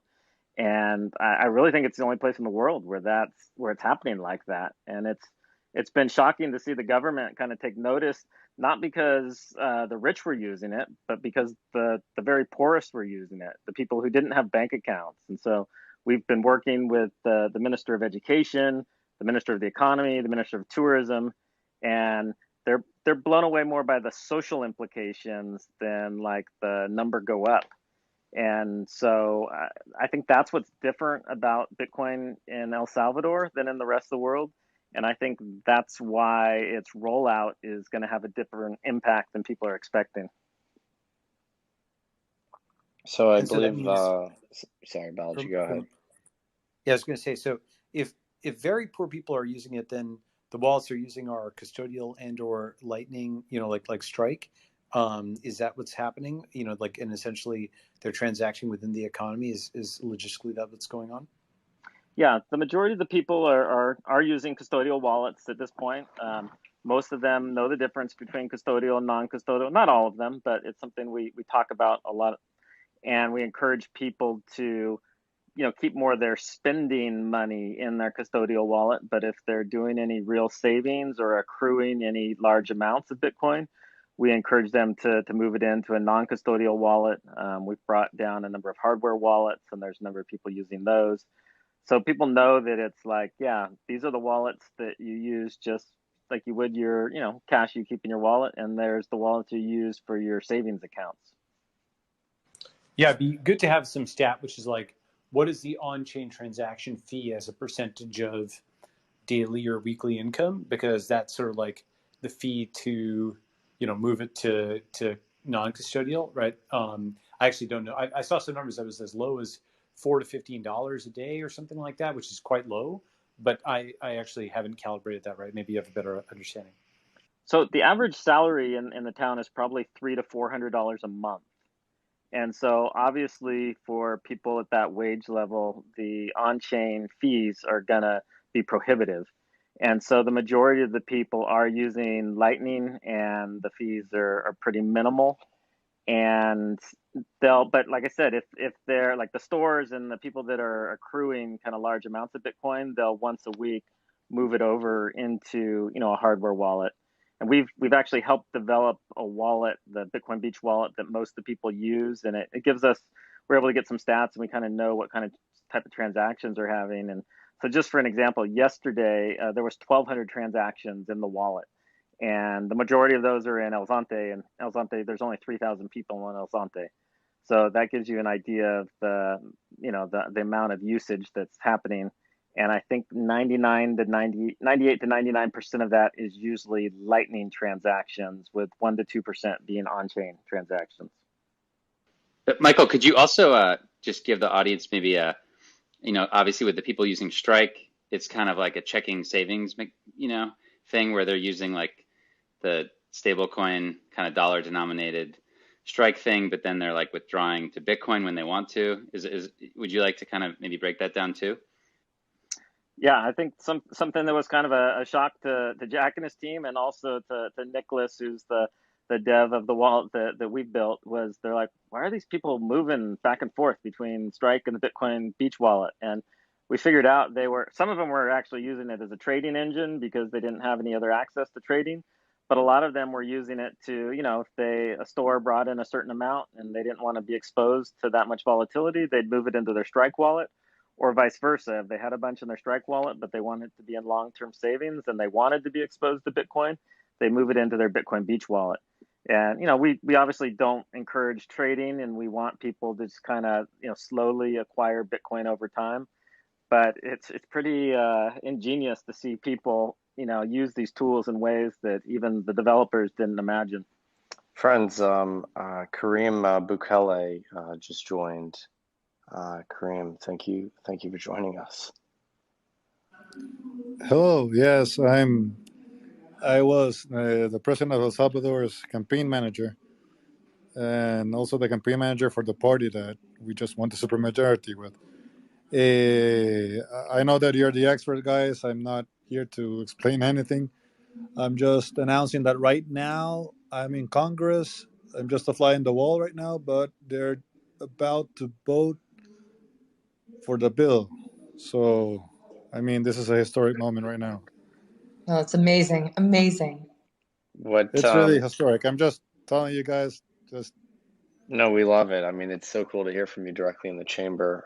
This is voting to pass the bill. They're reading it right now, and then they're going to vote for it. So I'm going to let you know when the bill passes, and if it was a supermajority vote, which I'm thinking it will be. So historic, just historic. Yeah, Kareem, that's awesome. The number one thing that's exciting about this, Kareem, is El Salvador is on the map, and I think I can tell you I posted a thing about like, hey, who wants to go to El Salvador? I can help you set up a bank account. And a bunch of companies reached out, and I think a lot more people are interested in your country now. I think El Salvador's like narrative, it's El Salvador has like 30 minutes of a 4-hour day now in terms of like the news cycle. Yeah, I mean, it's pretty overwhelming. We are a small country, of course, but yeah, I mean, if you want to move forward, we don't want the country just to grow 2% of the GDP each year and then we die and the same things happen every generation. We need to do some things boldly against everything that we've been told to do. I don't know. It's just maybe for our generation, it's just a no-brainer. Kareem, how do you feel about the reaction? I mean, Bitcoiners are fixated on this. You've got 3,500 Bitcoiners in here. You have the eyes of the world on you right now. How does it feel? I don't know what to say. It's overwhelming. It's overwhelming, but it's exciting. I don't know how to. I'm sorry because English is not my first language, but I don't know what the word. Goosebumps. I'm just feeling goosebumps right now. It's amazing. It's amazing. Something is happening, and if this works, which I believe it will, it just will change everything in the world because it will prove a theory, which I know. I'm not saying theory in the sense that it's probably not working. I'm saying theory in the sense that it's a scientific theory. It will prove a theory in the practical sense, which just is, I don't know. Maybe many of you guys were expecting this to happen. Nobody was expecting this to happen. We were hoping it would someday. Someday, yeah, I of mean, course, someday. but not in June 2021. Sure many of you guys have thought that this was going to happen someday, but yeah, I mean, seeing it happen, it's not the same thinking it or being sure that it will happen than seeing it happening. I'm here. I've been of course, keeping with my brother with everything that is happening, but being right now in Congress, seeing all the congressmen reading the bill and being pretty sure that they will pass it with a supermajority in this pretty I don't know. I've lived in this country, so I know it's pretty. It's not a liberal country. And I am talking about a political. I'm talking about it economical. It's not liberal in any sense. It's very conservative. So seeing this happening in El Salvador, I don't know. It's overwhelming, and seeing every one of you just here right now, it's overwhelming. Kareem, do you mind if I ask you what made you join my Twitter Spaces instead of like celebrating with I don't know. your I saw a friends? retweet. I saw a retweet of this space, and I saw you guys all here. I started listening, and I am in Congress right now, so I just wanted to let you know, guys, that the bill is being read right now in Congress, and it's going to pass in the next minutes, in the next few minutes, or maybe 15 minutes or so. That's awesome. Kareem, I have a question for you. Naib Bekele mentioned also like permanent residency and tax treatment and so on and so forth. Is that going to be in separate bills or this one, or how do you think about that? Well, the bill is pretty straightforward because we wanted no like questioning, like doubting or some wording that would be considered double. I don't know. I don't know how to say it in English, but I understand. You wanted a clean bill for one thing, and then you're going to do other. Clean bill that maybe because if you make a very complex bill, people start to finding some stuff that maybe doesn't go with what you meant to be. So you're this out is innovating. You're out innovating the U.S. on many dimensions at the same time. Congratulations. So this is a very clean bill. Everyone can understand it. There's almost no questions of what is in the bill. Maybe I know that in the U.S. you don't have bills this size. I know that in the U.S. for the U.S. the people that live in the U.S. know that bills are like so. I don't know. Maybe I don't know. Very complicated. They're Very complicated. Just live it that way. But yes, of course, if we want to build an ecosystem, there has to be more bills built around this bill, which is like the umbrella bill. Let's call it that way. But yes, the residency is. I don't know. Maybe the president didn't want to contaminate residency requirements with this bill, which is there are two different things. Maybe related, but two different things. Hey guys, I just wanted to clarify. I always believed that El Salvador was going to be the first Bitcoin nation, and that Naib was going to push this through. So I'm not surprised at all. Thank you very much. Kareem, is there anything you could say about how maybe the president or the government thinks this is going to help kind of connect Salvadorans to the world, and how it can be a bridge, or is there anything that you can say about his vision? Bitcoin Beach was actually the example, because it is not. If you see the people who use it, it is not the rich people or the people have run this country for decades.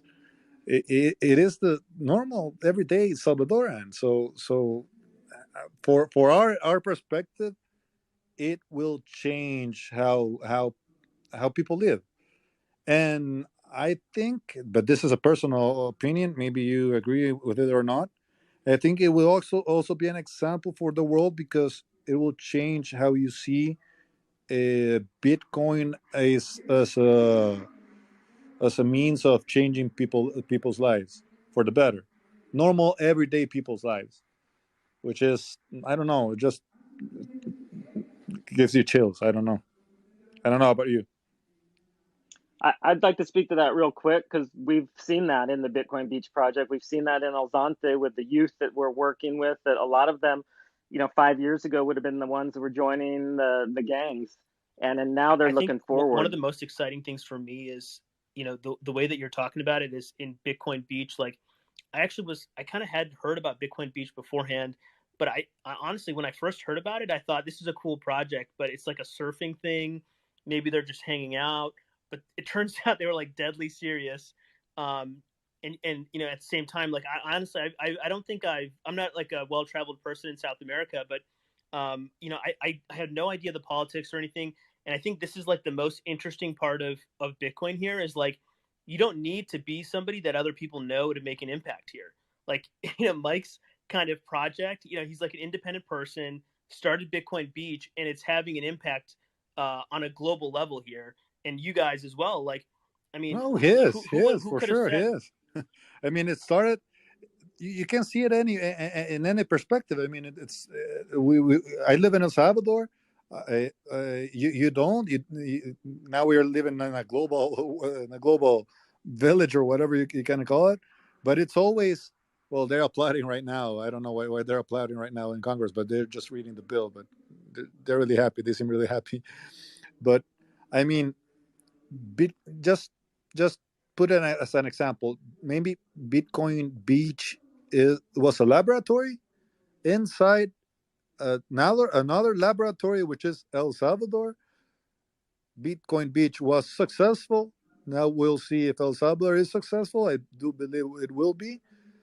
But it's just like the scalability of Bitcoin is being proven in El Salvador, in this country.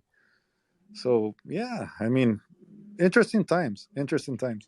Kareem, what are the prospects of getting the president in here after he passes the bill, now that two of his brothers have been in this space? Hey, I'm in one Congress other right now. question. He's actually right now in the presidential household. So I don't know. Maybe I can send him a message or just something. dash But over there. Yeah, how close is it? Shoot your shot, I don't Nick. know. I mean, we're pretty sure it's going to pass, but we always wait until the last second because it's not the same as knowing as seeing. So I probably won't bother him until it passes. So maybe we can bother him afterwards. Kareem, do you have any clarification on Article 14 and what is the bank that is referred to in that? It's a social bank. It's a national bank. It's a public bank. Got it. It's not made for profit. It's made for projects like this. So like Bitcoin is going to be kind of like mandated to be held there, or what? No, it just is just for the beginning, because there has to be some kind of I don't know how to say a transition. So we use the U.S. dollar, right? It is the currency that we use here. So until it gets adopted in a wide scale or close to 100%, we have to have a fund that when you accept the Bitcoin, because it has to be accepted, you can accept it and exchange it to dollar, and who is going to pay that dollar, or who is going to where are you going to get that dollar? So that bank will have a fund to subsidize, if you can say that, that transaction. Thank you. Yes.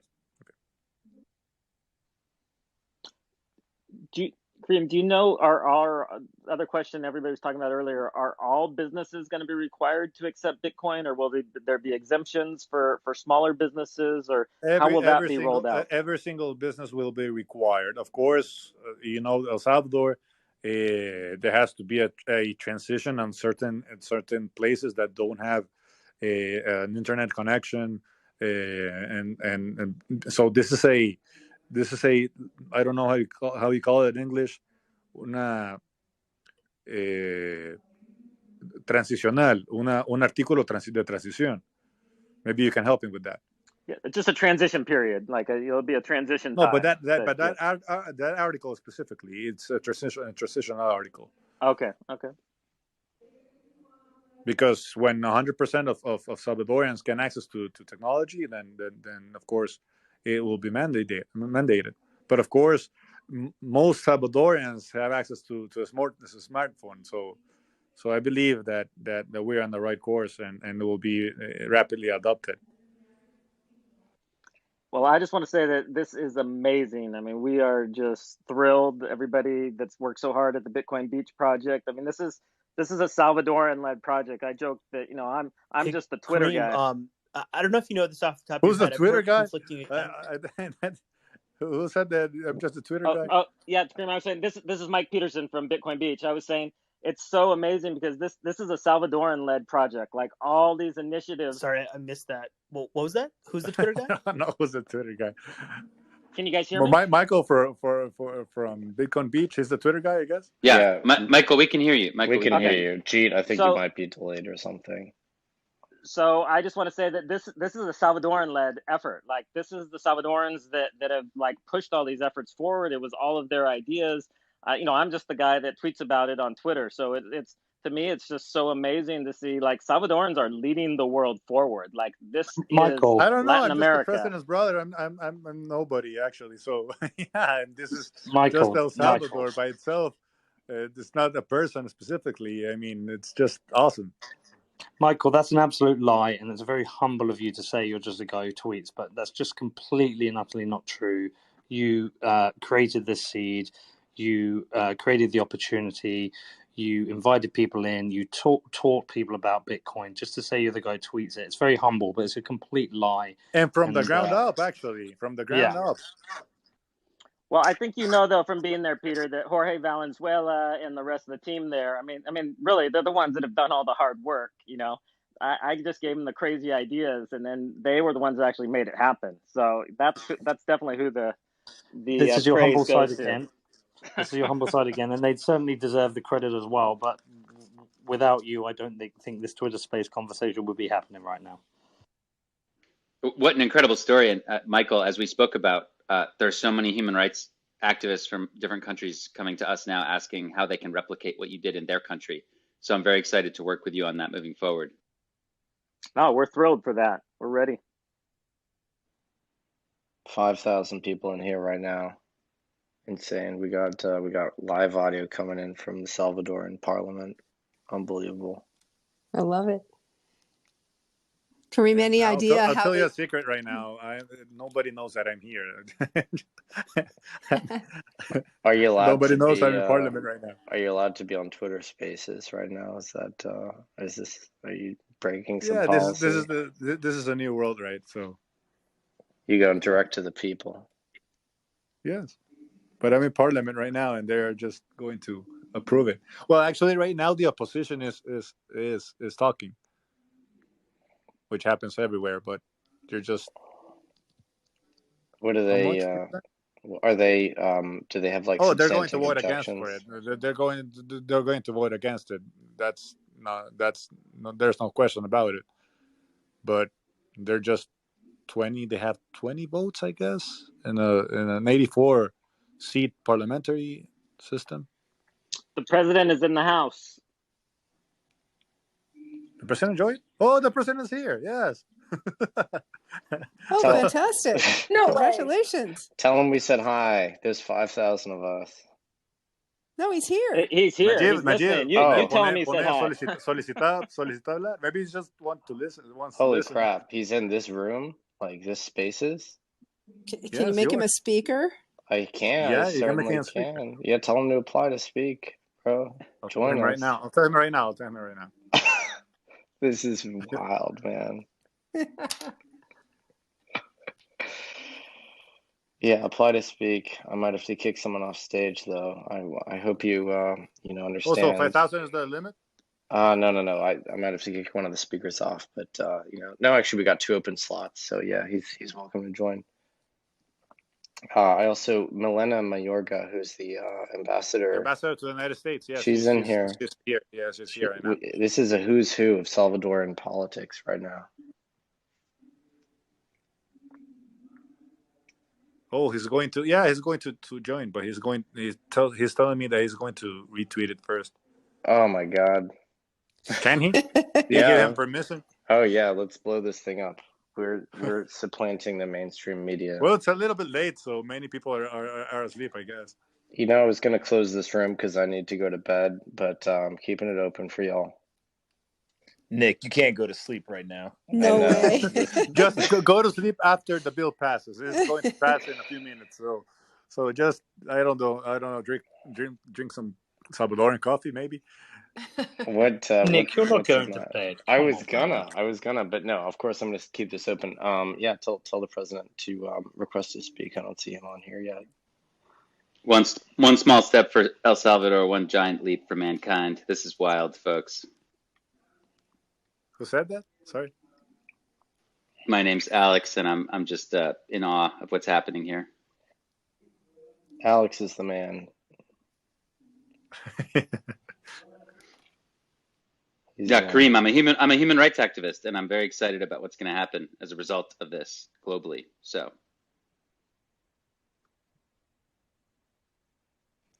Kareem, I'm Brooke Mallers. I'm Jack Mallers' mom. I just have to tell you how thankful I am for the way you treated him. No, he's a great human being. He's a good guy. Good news, y'all. Nayib Bukele is he- in the room, y'all. He's a good heart. He has a good heart. El Presidente is with us. He's connecting. Oh, he's a speaker now. Yeah. Yeah, it's still connecting. The app's really buggy. I hope it works. Give him a second. What's up? I'll be with you in just a second. All right, you got some important business to deal with down there. We'll cut you some slack.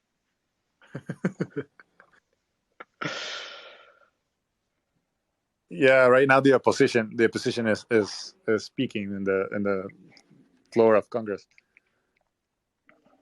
Kareem, while we're waiting, what are they saying? Just bullshit. I don't know. Turn up the volume right now. So, Kareem, you'll fit in perfectly around here. What? Are the opposition Ethereum supporters? How many? What? Sorry. Oh, don't listen to Peter. Don't listen to Peter. He's saying silly things. Peter's messing Making with jokes. you. Yeah, What was the question? Has the U.S. responded to this at all? Who? Anyone in the U.S. Did they contact you today? What do you mean in the U.S.? Like the State Department or U.S. government officials? Just curious. No, I don't think so. About this specifically, not me. Not me. Maybe the president can answer that question because he is in another level. I was just only his campaign manager. Yes, they have. Also the yes, they have. Also the IMF. Oh man, I knew I'm gonna the be IMF. right there in a second. Oh, it's all Thank good. you. Take your time. I knew the IMF were gonna mess with y'all. Yeah, would love to hear what the IMF said. I just knew it. What a cliffhanger. Hey guys, I talked to a friend of mine who's a real estate agent in El Salvador, and he said he's already getting all kinds of requests from people that want to come and invest in the country and buy properties in Bitcoin. So it is on. So if you guys are wanting to get into El Salvador, you better make it fast. It's gonna blow up. Man, I'm in freaking suspense right now. What time is it over there, or where you are? East Coast of the U.S. It's about 12:48. So late night. Oh, the party's only starting. Oh yeah, I'm cracking open some bourbon for y'all. Celebrate this little moment. Or maybe I should be drinking like some Salvadorian drink. What's like the national liquor? Kareem, you don't want to drink that. You'll die in like 2 seconds. It's too hard. It's too much alcohol. That's Kareem, an invitation to Nick. Kareem, is it too late to add a clause into the bill that Tron is not allowed in the country? No, the bill is only for Bitcoin. It's only there are only two legal tenders in the country. It will be the dollar, of course, the US dollar, and Bitcoin. Only Bitcoin. Few. Yeah, I mean, everyone can put an office in here in El Salvador. Everyone can open his office. Everyone can open. It's open for business, of course.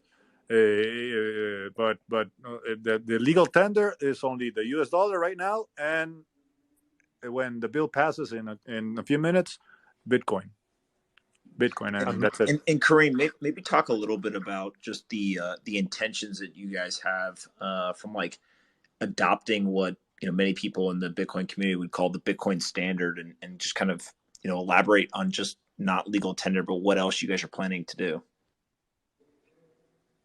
Well, that's for you guys to decide. Actually, it's not. I mean, this is not. El Salvador has opened the doors for it, but it's not going to control it because we can't. That's the bottom line. So we just believe in what's in this. We just believe in decentralized economy. This decentralized, yes, and we saw it in Bitcoin Beach. We saw it in helping people's lives, helping people's lives, and this just I don't know. We see it as the future. We believe in this project, and that's it. We know we can control it, but we just this is not for taking control or anything. It's just for, I don't know. We're just happy that we believe strongly that this will help people a lot, normal everyday people. Like access to Bitcoin. That's very exciting. Any details there? Sorry? About any details about working with Blockstream to expand satellite access Oh, to I Bitcoin. don't know. I'm not versed in that matter. But I just see so many, because maybe you're thinking a limit, but then some new door opens, and then a new door opens, and then a new idea opens, which is like, I don't know what the times that we are leaving right now. Just amazing. I don't know what the limit is really. It sounds like cliche that saying this, but I mean, when was it possible?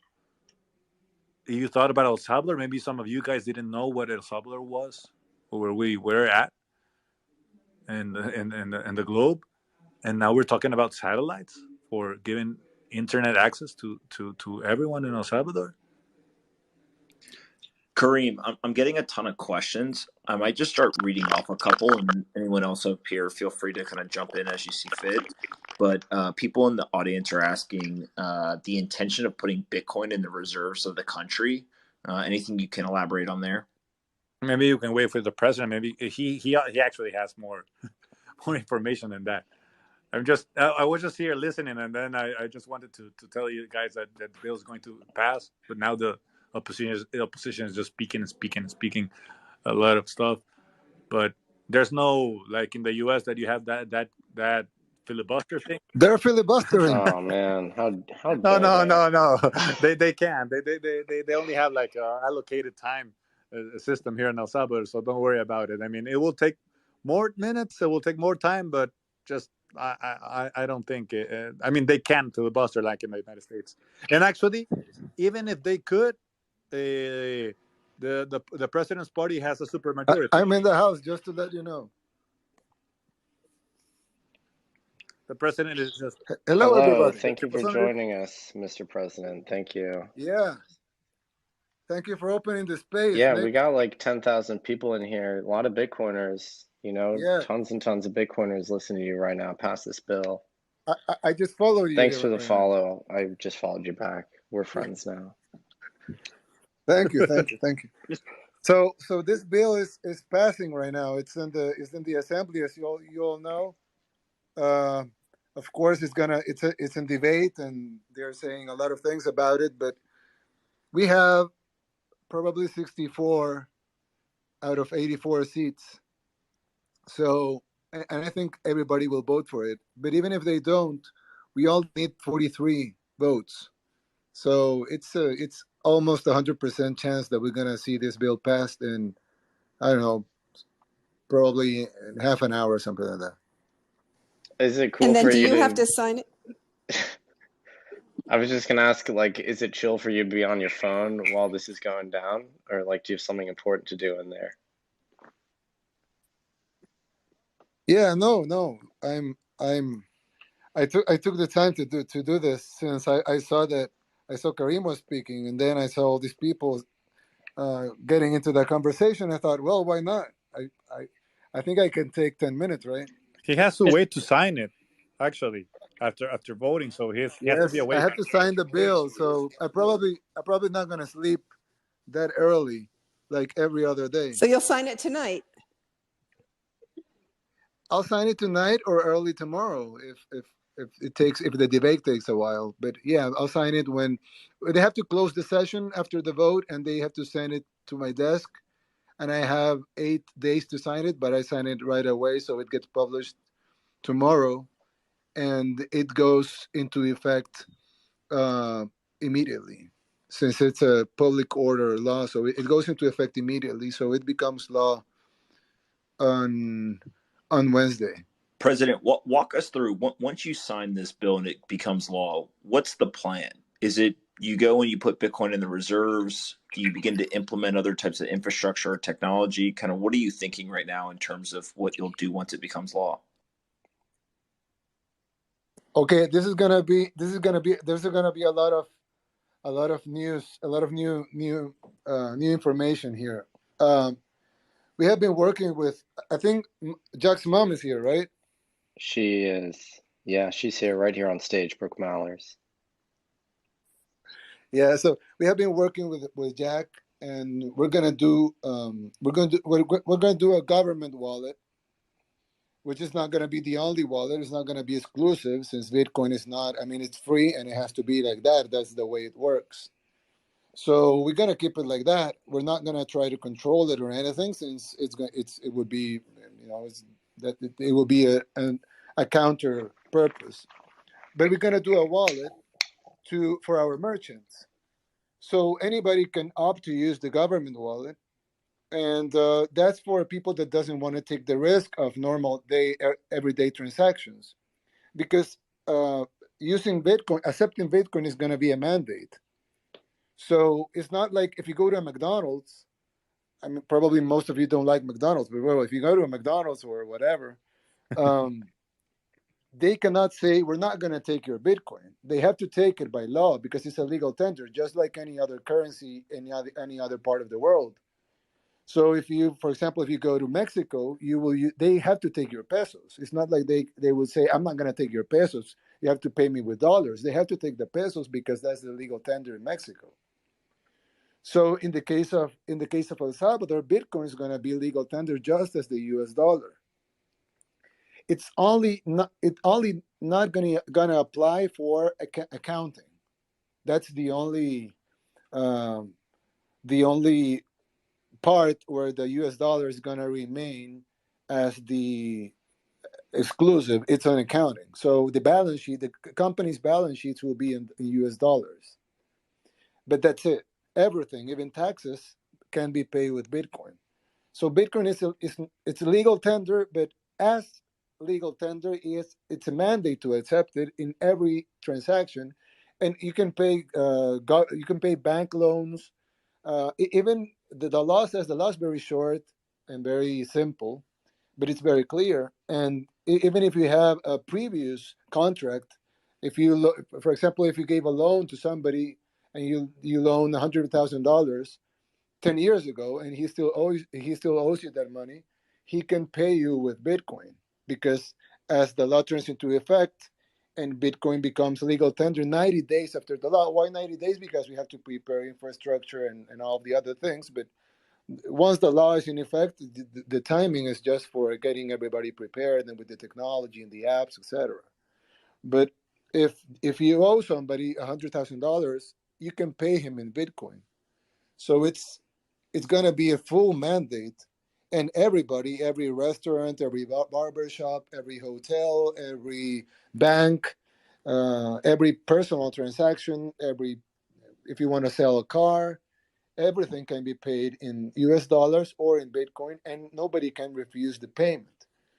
Like for example, foreign currencies, you can accept it, but you're not obligated to accept it. You can do a transaction in euros, but you're not obligated to do that transaction in euros, because it's not a legal tender here. It's just a foreign currency.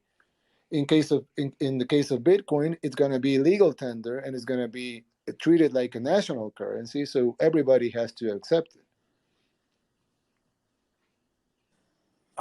President Bukele, you'd also mentioned permanent residency for entrepreneurs, and there's going to be quite an ecosystem that may build up around this, because you're going to need, obviously the wallet, government wallet. You're going to need exchange support for people to be able to auto convert. There'll be investors and entrepreneurs coming. How are you thinking about incorporation or immigration law?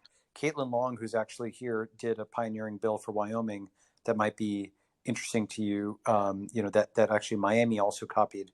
That might be helpful for you as you go forward. But I'd love to hear how you're thinking about immigration and incorporation law. Yes, we're going to have some immigration reform. We actually have some laws to pass later that it will empower the use of the growth of this and the potential of this. Like Karim said, the limits of this are We don't know what are the limits of this. We will find out with time, but we're ready to pass new legislation to help with things. For example, this law speaks about a trust fund that the government is going to put up in place, so it would assume the risk of the merchants. So let's say I know I'm not answering the question directly. I'm going to answer in a minute. But what I'm trying to say is that, for example, if there's a ice cream parlor and the owner of the ice cream parlor, he doesn't really want to take the risk. I mean, he has to accept Bitcoin because it's a mandated, it's a currency, but he doesn't want to take the risk of the convertibility. He might win money, he might lose. So he wants dollars deposited in his banking account. So when he sells the ice cream, he can ask the government to exchange his Bitcoin to dollars. Of course, he can do that in the markets also, but the government would have a fund to do it immediately. So it's not that volatile because the government is going to take the risk of the minutes or half an hour that's going to take for him to do his transaction. So we're going to put up a trust fund to do that, and we're willing to risk some money that we might earn some and we might lose some, but that's going to be done to help people with the risk, and that's a separate law that's going to go to be approved in the assembly later. But it's just new laws that are going to promote and they're going to facilitate the usage of Bitcoin in El Salvador and exploit its potential. So, for example, with immigration, we're designing this new law that gives permanent residency to anybody that invests 3 Bitcoins in El Salvador. So if you buy a house or a car or 2 cars or whatever, but you have to invest, or you put some offices and you buy some computers or some office furniture, or you have to invest 3 Bitcoins. So once you give proof of investing the 3 Bitcoins, you would get, or that you will invest the 3 Bitcoins, you will get permanent residency.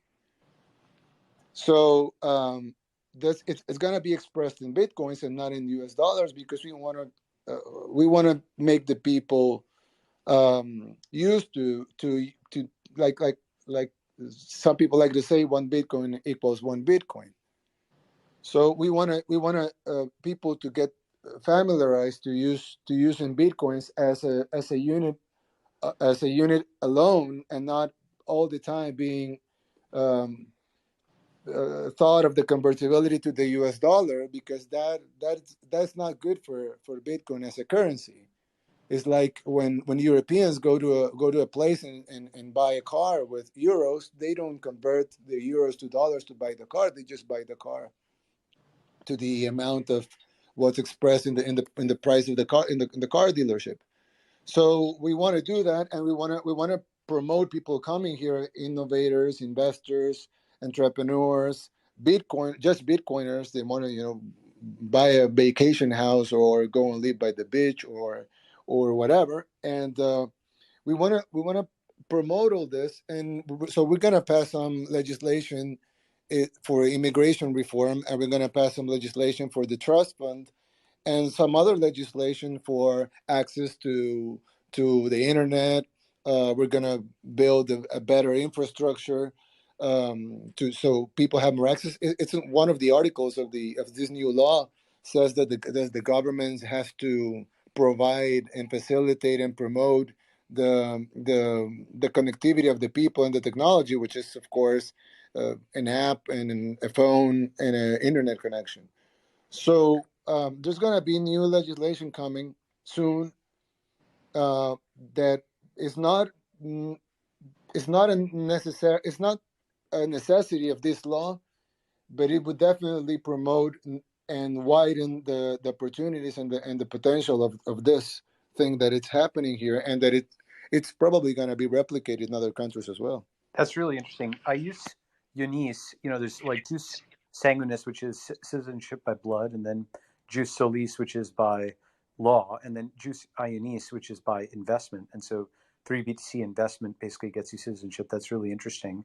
Other countries have done things like that, but not denominated, obviously, in cryptocurrency. I think related to that, maybe, I'm not sure if this is on your radar yet, but anything you can do on incorporation of the companies in terms of infrastructure, because that might be a third piece.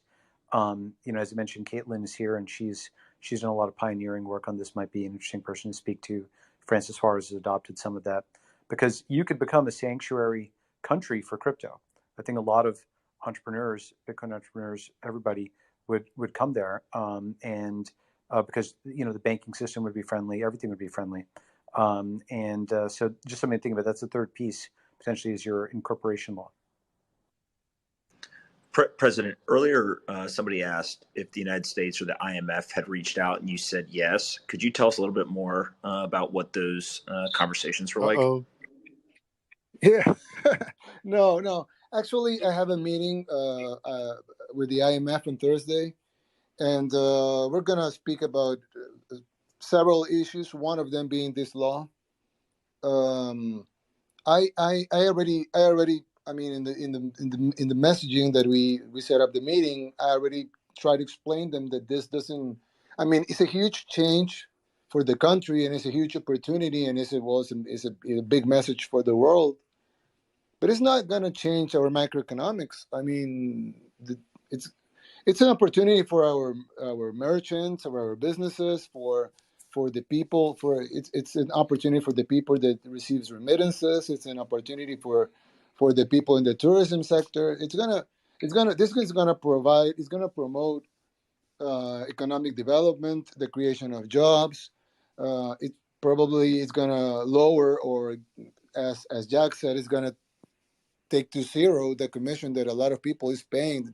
Some people are paying 30% commission in the remittances. So they get $100 and they only get paid $70.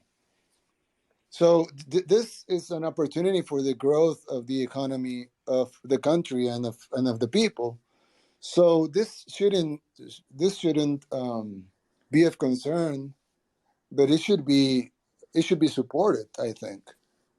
And I try not to be pessimistic about what the international financial sector would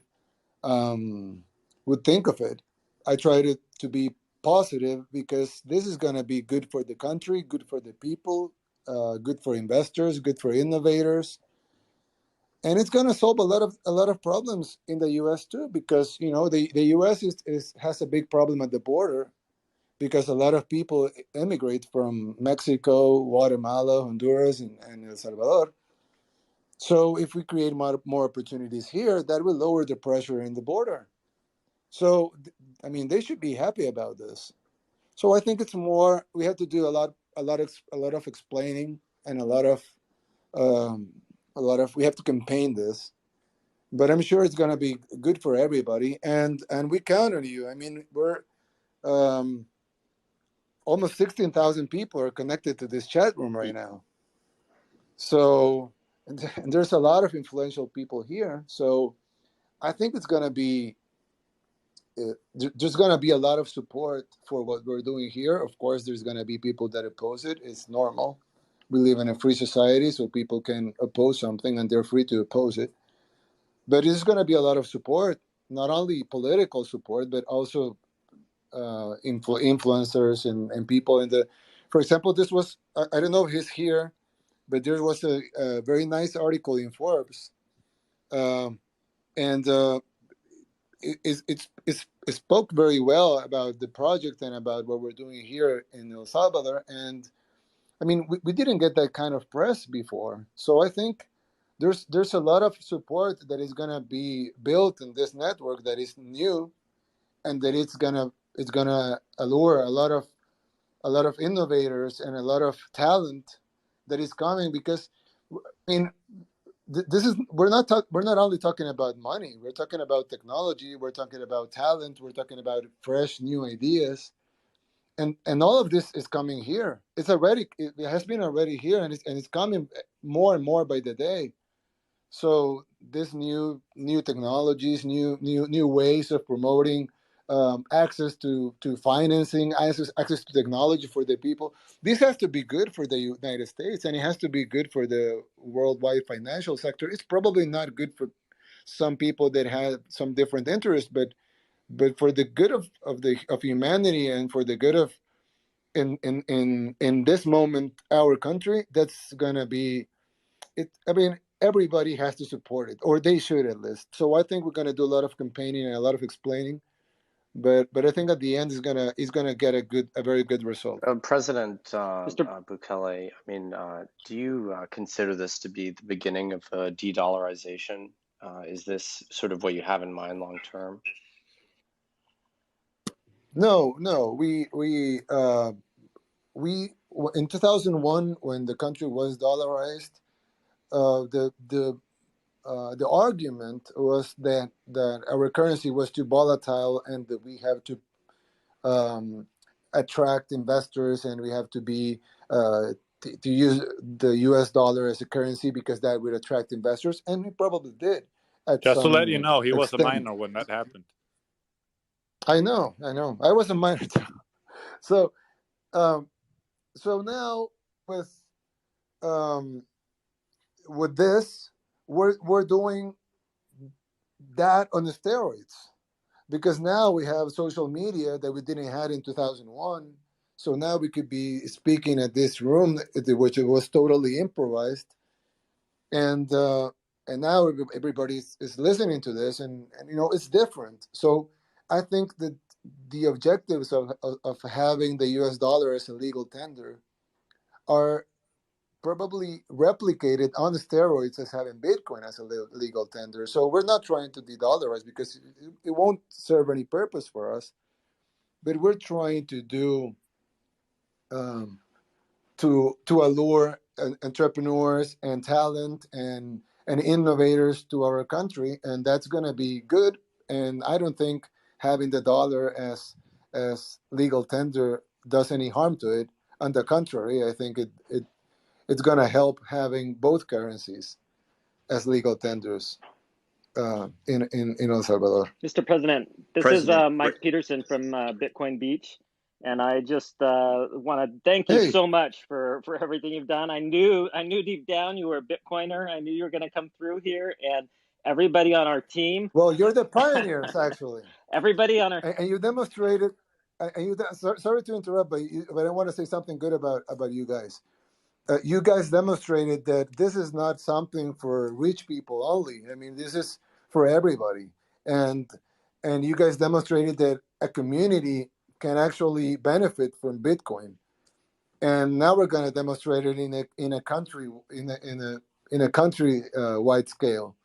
But of course, you're the pioneers here, and hats off to you guys, because you have demonstrated you had the courage to be the first here in El Salvador, which is and you have done great. And actually, you have provided with us with arguments and with pictures and with stories and with everything that we need to have this bill pass so fast. Well, I hope so much that you'll grace us with your presence with the team. There's an amazing team of locals in El Zonte that are really the ones who have done all the work, and so I know it means so much to them if you'd come and spend a little time with them. So I really hope you'll be able to come and spend some time in Bitcoin Beach with us.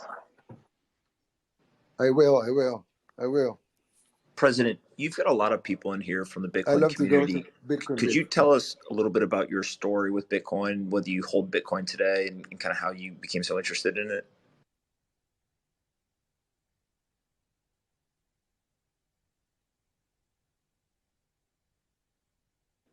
Oh, did we finally break? Did we lose him? We might have broken Twitter Spaces. No, he's still there. I would like to ask a question, President. too. Oh, yeah, I'm excellent. here. Sorry. Yeah, I probably I thought. Yeah, I pressed the wrong button. So okay, boomer. Yeah, I'm not a boomer. So, I mean, I'm like Yusuf said in a I think I don't know if it was the same chat or but I read about it, that we're big believers in the future, And I remember when I was a kid, that I'm probably a little older than some of you guys and a little younger than others. And when I was a kid, I remember thinking about the future, and you would see like flying cars and these beautiful buildings with people having no problems, and everything was solved because of technology and everything, and the world was interconnected like it is right now, but everything was fine. There were no wars, and there was no hunger, nothing, no diseases. But now, if you talk to young people, and I'm talking about 15-year-olds or even 20-year-olds, and you ask them about the future, they won't talk to you about flying cars or shiny buildings and no hunger. They will talk to you about nuclear war. They will talk about pests, about climate catastrophes, about. I mean, when did our vision of the future change from something beautiful to something so dystopic? And but at the same time, we have to remember that we build our own future. It's not the future is not imposed on us. I mean, we build it. We human beings, we build our future. So why do we have to resignate ourselves to have a dystopic future if we can build the future that we dreamt at least when I was a kid, and probably some of you were too. And so I think Bitcoin, as being the main cryptocurrency in the world, solves a lot of problems. No oversupply. It doesn't. It's not in the hands. There's a lot of inequality that comes from the central banking system, because they pour new money in, but they choose where that new money goes to. But everybody pays the price of having their money being less of the quantity of the total amount of money. So Bitcoin, it's technology, it's the future. It solves a lot of things. It's very well thought of, and it's being supported by a lot of people that want to see a better world and a better future, and a lot of innovators and a lot of talent. So we want to support that too. And we're not we don't. I mean, I could support it by being a Bitcoiner and put laser eyes in the picture. But we want not only to support it, but we want also to demonstrate that the world can benefit from it. And I think El Salvador is not only a country anymore. It's a symbol of what Bitcoin can do. And I'm sure there's going to be a lot of pouring in of new technology in a country that basically, we had very good plans 6 months ago, but it's not even near what the plans that we have now. So if we can change our future, and probably we will start seeing other countries follow. So we're going to see a lot of countries' future changing, and that's going to help build a better society. So I mean, of course, it's not like Bitcoin is going to solve everything, but I think this is one of the things that we all have to get behind on, because we have to build the future for humanity, and we don't have to accept the new probably the not so good future that the world is going on, and we can change it.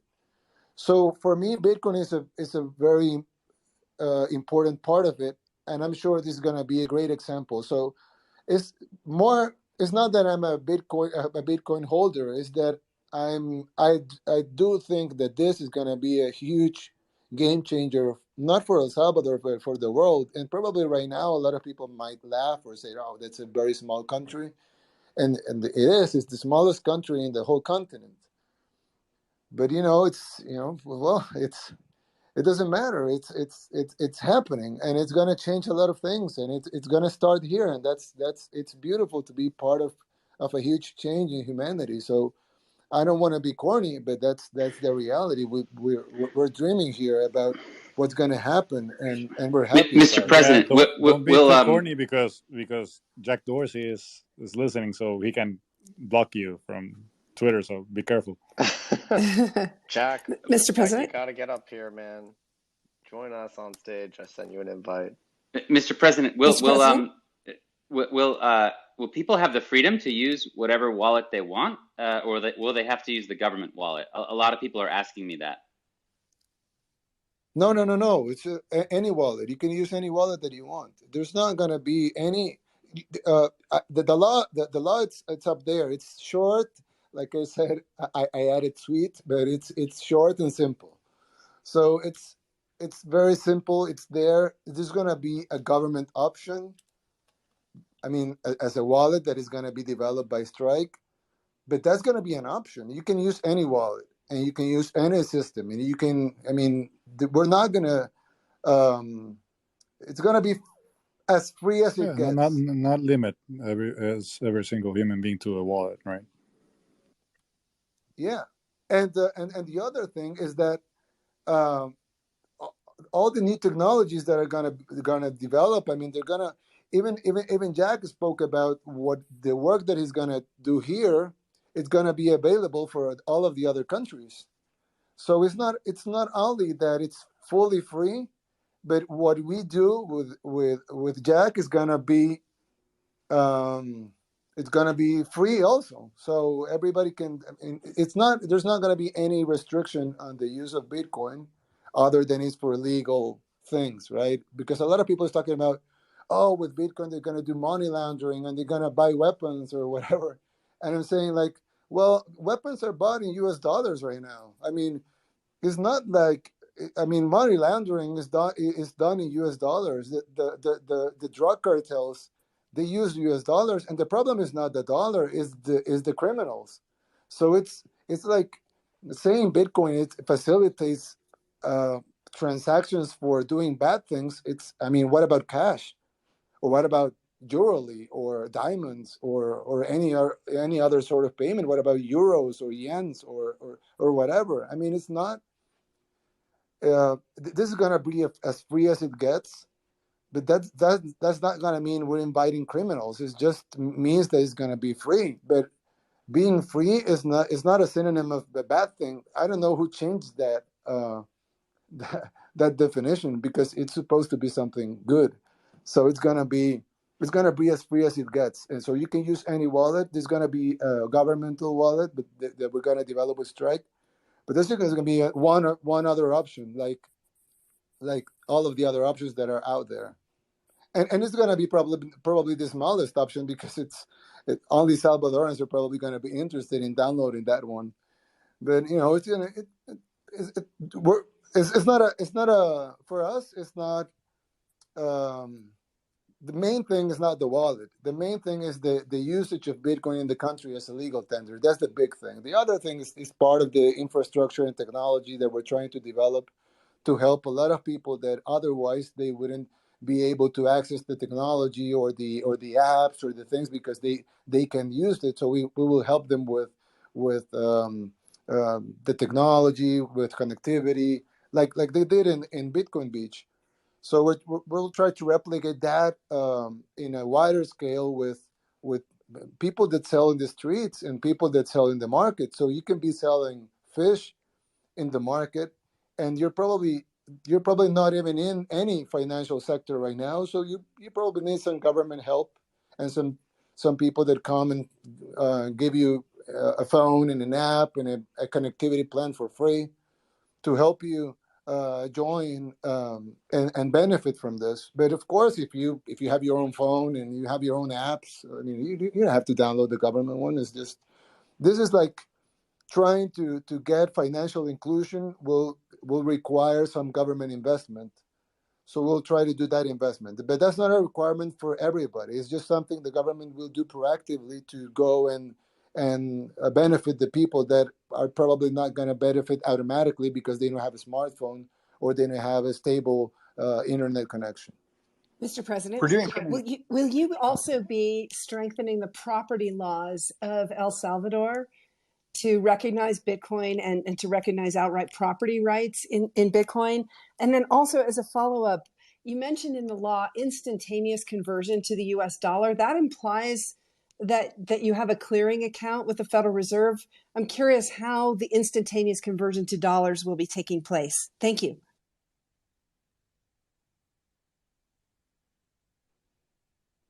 Okay, so that's gonna be it's actually quite simpler than that. It's not that we're gonna exchange with the Federal Reserve. I mean, our central bank is a very robust central bank. I mean, for the country, of course, that has business with the Federal Reserve by the day. We actually import our dollars our paper dollars newly printed, newly minted. They come here. I mean, they are printed for us. So we actually have a very good relationship with the Fed. But this is way simpler than that. The convertibility is not with the Fed or with the central bank. It's with the trust fund that we're going to do we have the government here owns some banks. We have the central bank, of course, but we also have first floor banks, and we have a development bank that's owned by the government. So in our development bank, we're gonna establish a trust fund. So we buy the Bitcoin of the transactions that are done by people that doesn't want to take the risk. For example, if you have a lady that sells fruit in the marketplace, and she doesn't want to, she doesn't understand that much, and she doesn't want to risk her savings, or she doesn't want to take the risk implied in using Bitcoin. So, but she's mandated, if she has the technology, of course, they will provide. If she doesn't have it, she's mandated to accept Bitcoin to sell her fruit. So what we're going to do is that if she's using the wallet, she can opt out and say, okay, I'm taking this Bitcoin, but I want this money deposited in US dollars. So we are going to buy her Bitcoin, and we at the price that she valued her fruit. So not at the price of the market. So if she sells $5 in fruit, and the Bitcoin price that she sold it at was X amount, but that amount changes when she deposits the money in her bank, then we are going to absorb that risk by buying her Bitcoin at her fixed price of the fruit. So that trust fund is going to guarantee that the people that don't want to take the risk, they don't have to take the risk. They have to take the Bitcoin, but not the risk. So they will translate that risk to the government, not to the trust fund of the bank of the government. Now, this risk might turn into a profit for the government, or it might turn into a loss for the government. So the trust fund is going to be supported by some losses and some gains. And at the end, we might lose some money out of the trust fund, or we might earn some money out of the trust fund. But it doesn't matter, because the purpose of the trust fund is not to make money, is to support this decision of having Bitcoin as a legal tender, and that it runs for years and years with no problems, because we have this trust fund that allows us to absorb the risk of the small merchants that don't want to take the risk. So it's actually very simple, and it doesn't involve the Federal Reserve, or even our central bank. It's just a trust fund in our development. Have you heard the term market maker, Mr. President? Because if not, or maybe you have, but some of those guys might be able to help with this, because it sounds very similar to people who do market making, or basically are both on the buy and the sell side to provide liquidity. Yeah, I'm not that well versed in that.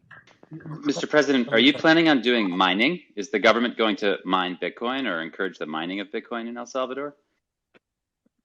Never thought of it, but like Karim said, this I mean, every day is going to be new ideas. So we're not thinking of mining, but we can do something to promote mining, of course. And we have some right now thinking of it. I mean, I haven't thought of it, but right now thinking of it, we have a plan. This is not has nothing to do. Well, it had nothing to do with Bitcoin, but we had a plan because we have geothermal energy here, energy that you get from volcanoes. So we actually have plants that get clean 100.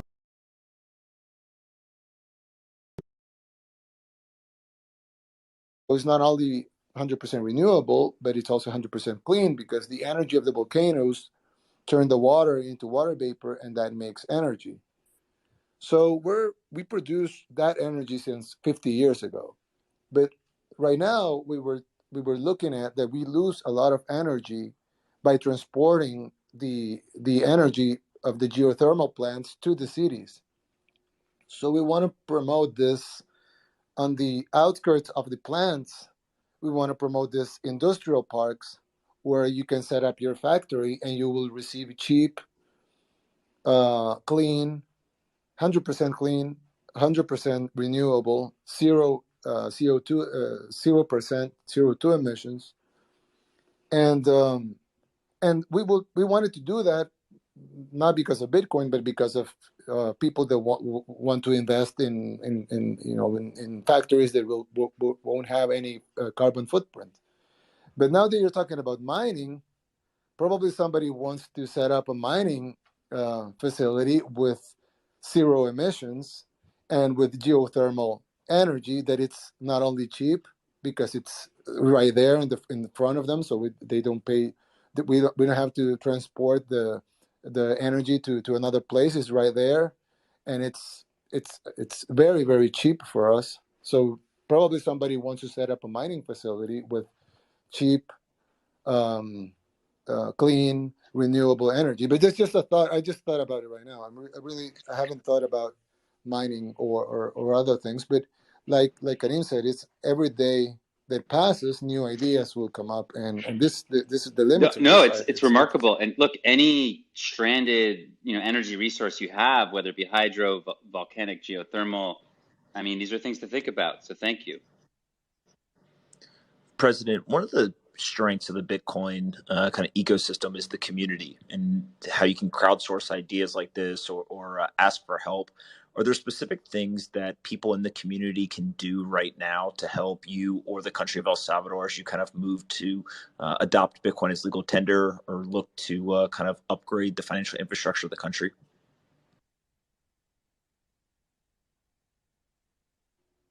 Well, I don't know. Probably there's a lot more things to do.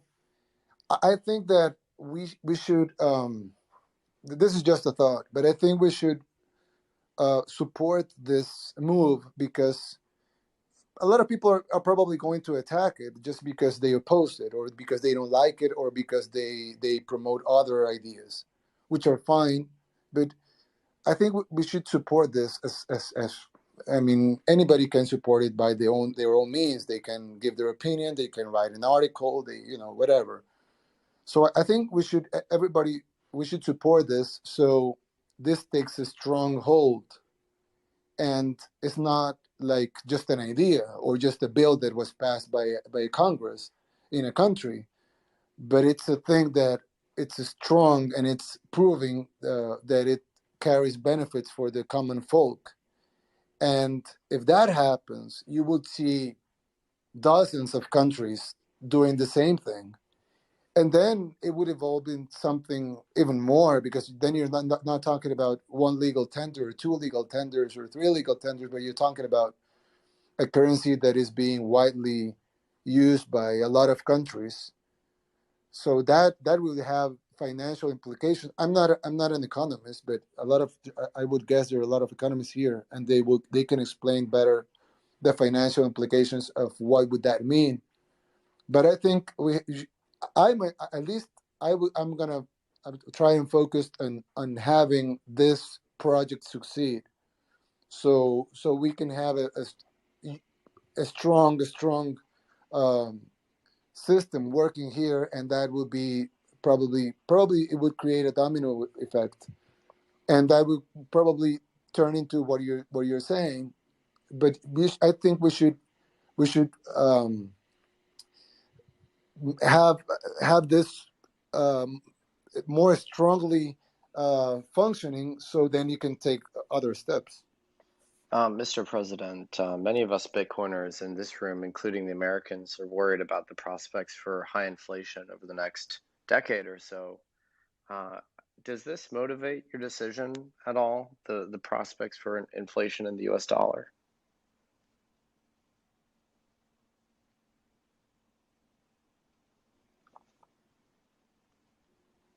On the decision itself, the decision was taken because we were basically inspired by the project of Bitcoin Beach and by the work that Jack has been doing here and all of the people.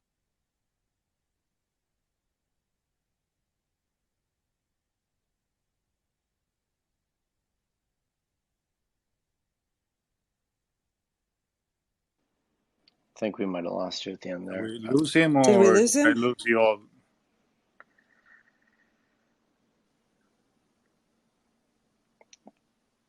What's the So status of the bill, by the way? I guess debate is still ongoing. yeah, the opposition is still debating.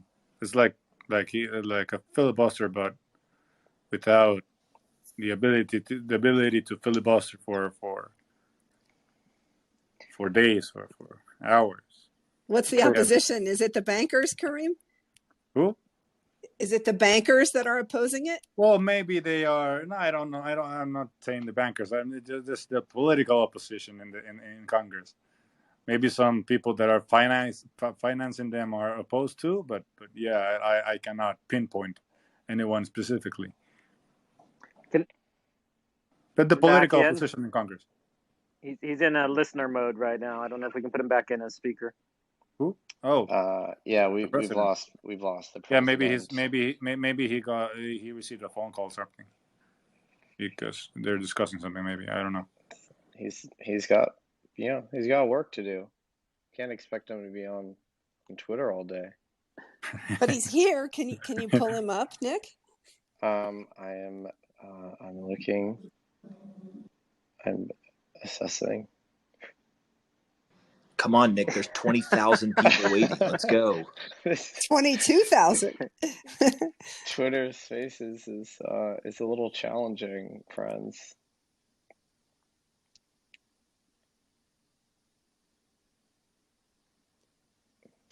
He's certainly getting a good test tonight. Speak amongst yourselves. Nick, Well, what's just getting exciting there? Well, he Nick, was praising you again, so it's wonderful to hear the truth about who really accomplished this. So no one can take it away from you. Congratulations. Well, thank you. Like I said, it was an amazing team there in El Salvador. I mean, really, honestly, I'm not being humble. Like, they're the ones that did the work, and I hope all of you are able to make it down Del Zonte and meet Jorge Valenzuela and the rest of the crew there who have like tirelessly pushed this through when people were like laughing, like, what do you mean, some magic internet money and you want us to accept it? And they like made this happen. Oh, and Michael, we're going to have the World Surfing Games in 2023, so maybe they're all invited. Perfect. Awesome. Hey, Michael, it's Brooke, Jack's mom. I wish I could give you a big hug over this thing. You started it all, and I love you, and I'm so glad you started tweeting at me about what you were doing there and how that whole thing spread. And we're already looking at maybe like buying property down there. We'll see. Awesome. That'd be so great to have you guys as neighbors. And I love you too. You would always retweet my tweets. And even when I only had 100 Twitter followers, you would get them out there, and you've been so supportive. And then having your son come down and bring the technology and all this great, fill in all the gaps and then like blow this out of the water with this latest thing. I mean, it's just been awesome. It's amazing how it developed. I can't even believe it. I was like, no one would ever think it would go this far. Unreal. So congratulations. Is the president here now? Because he's telling me that he requested to be speaker. My bad, y'all. Can't leave the president hanging. I don't see him. I don't see his request though. Oh no, with Twitter Spaces is letting us down. Yeah, it's Elizabeth Stark said that she wanted to get in here and Twitter Spaces wasn't working for her. Man, You got to come through, Jack. You got to come through, bro. I think we lost him. He doesn't appear here. See this. And then His own app is betraying him. Yeah, I'm not even seeing the president in the list of folks in the room anymore. Maybe he left to come back and maybe to like restart or something. Oh, I see he just we're popped in live. again. We're live. El Presidente is back. Welcome back, sir. El Presidente. Can you hear me now? Yes, sir. Yes, we can. Can I ask you? Can we I call was this? just using the phrase of, I think it's an old ad. You're too young to remember that. Which one? What phrase? Can you hear is me that? now? Yes. This is news for all of you. The president is getting old. He's turning Yeah, 40 I'm sorry. I in thought it like was a 2 joke, but months. nobody He's laughed. turning 40 in 2 months. So yeah, he's not as 60, young as he used to be.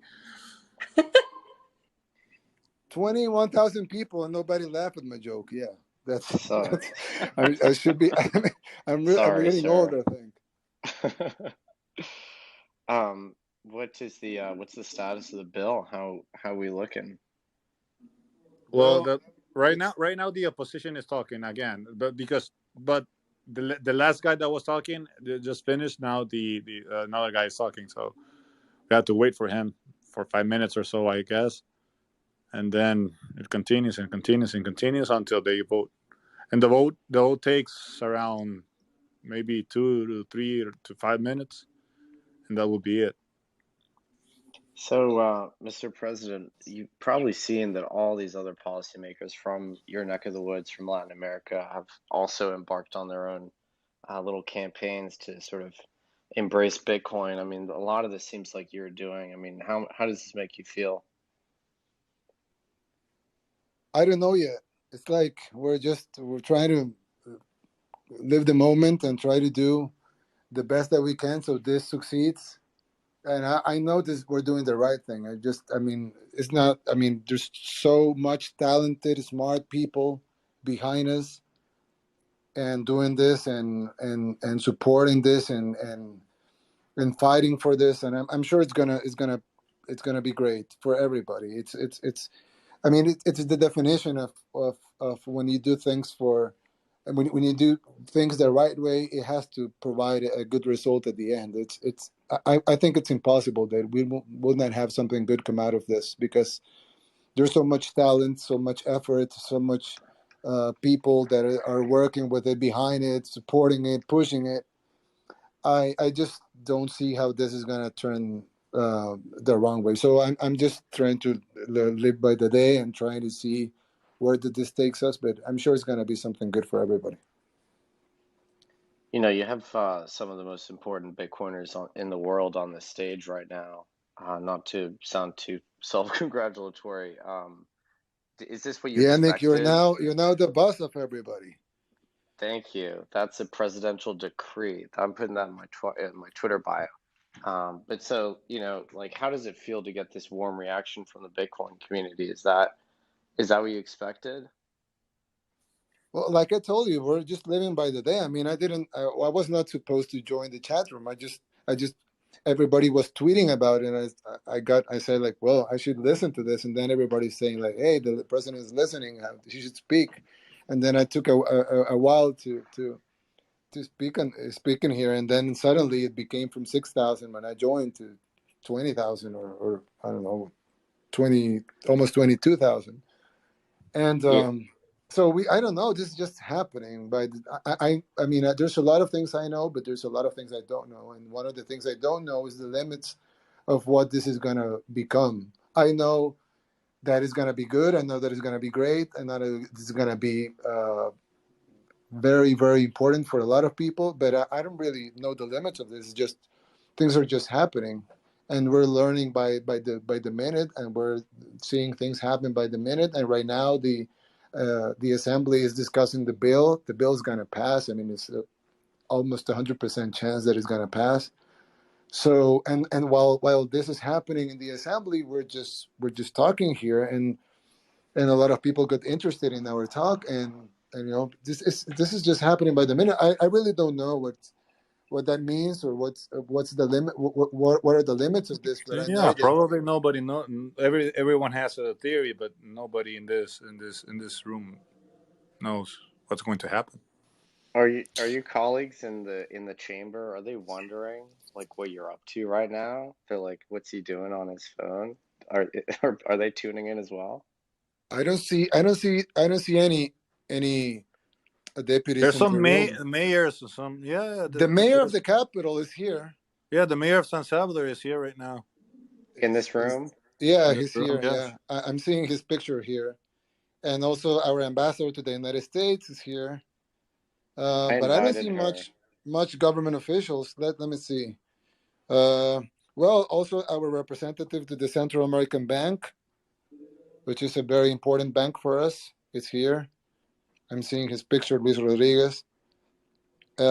He's actually a supporter of this bill, so that's good. And he's a banker, and he's a representative of the Central American Bank, so that's important. Mr. President, as you kind of rattle off a bunch of the politicians that are here, and Kareem, maybe you can chime in on this as well. How much effort did you guys go through before the video over the weekend at the Bitcoin conference in terms of building consensus among other politicians and people in the Congress and maybe various jurisdictions within the country versus this was something that you guys felt was the right decision and you kind of unilaterally proposed this, understanding that you had kind of the votes in Congress? Well, the good thing about El Salvador is that in politics, the opinion of the people is pretty homogeneous.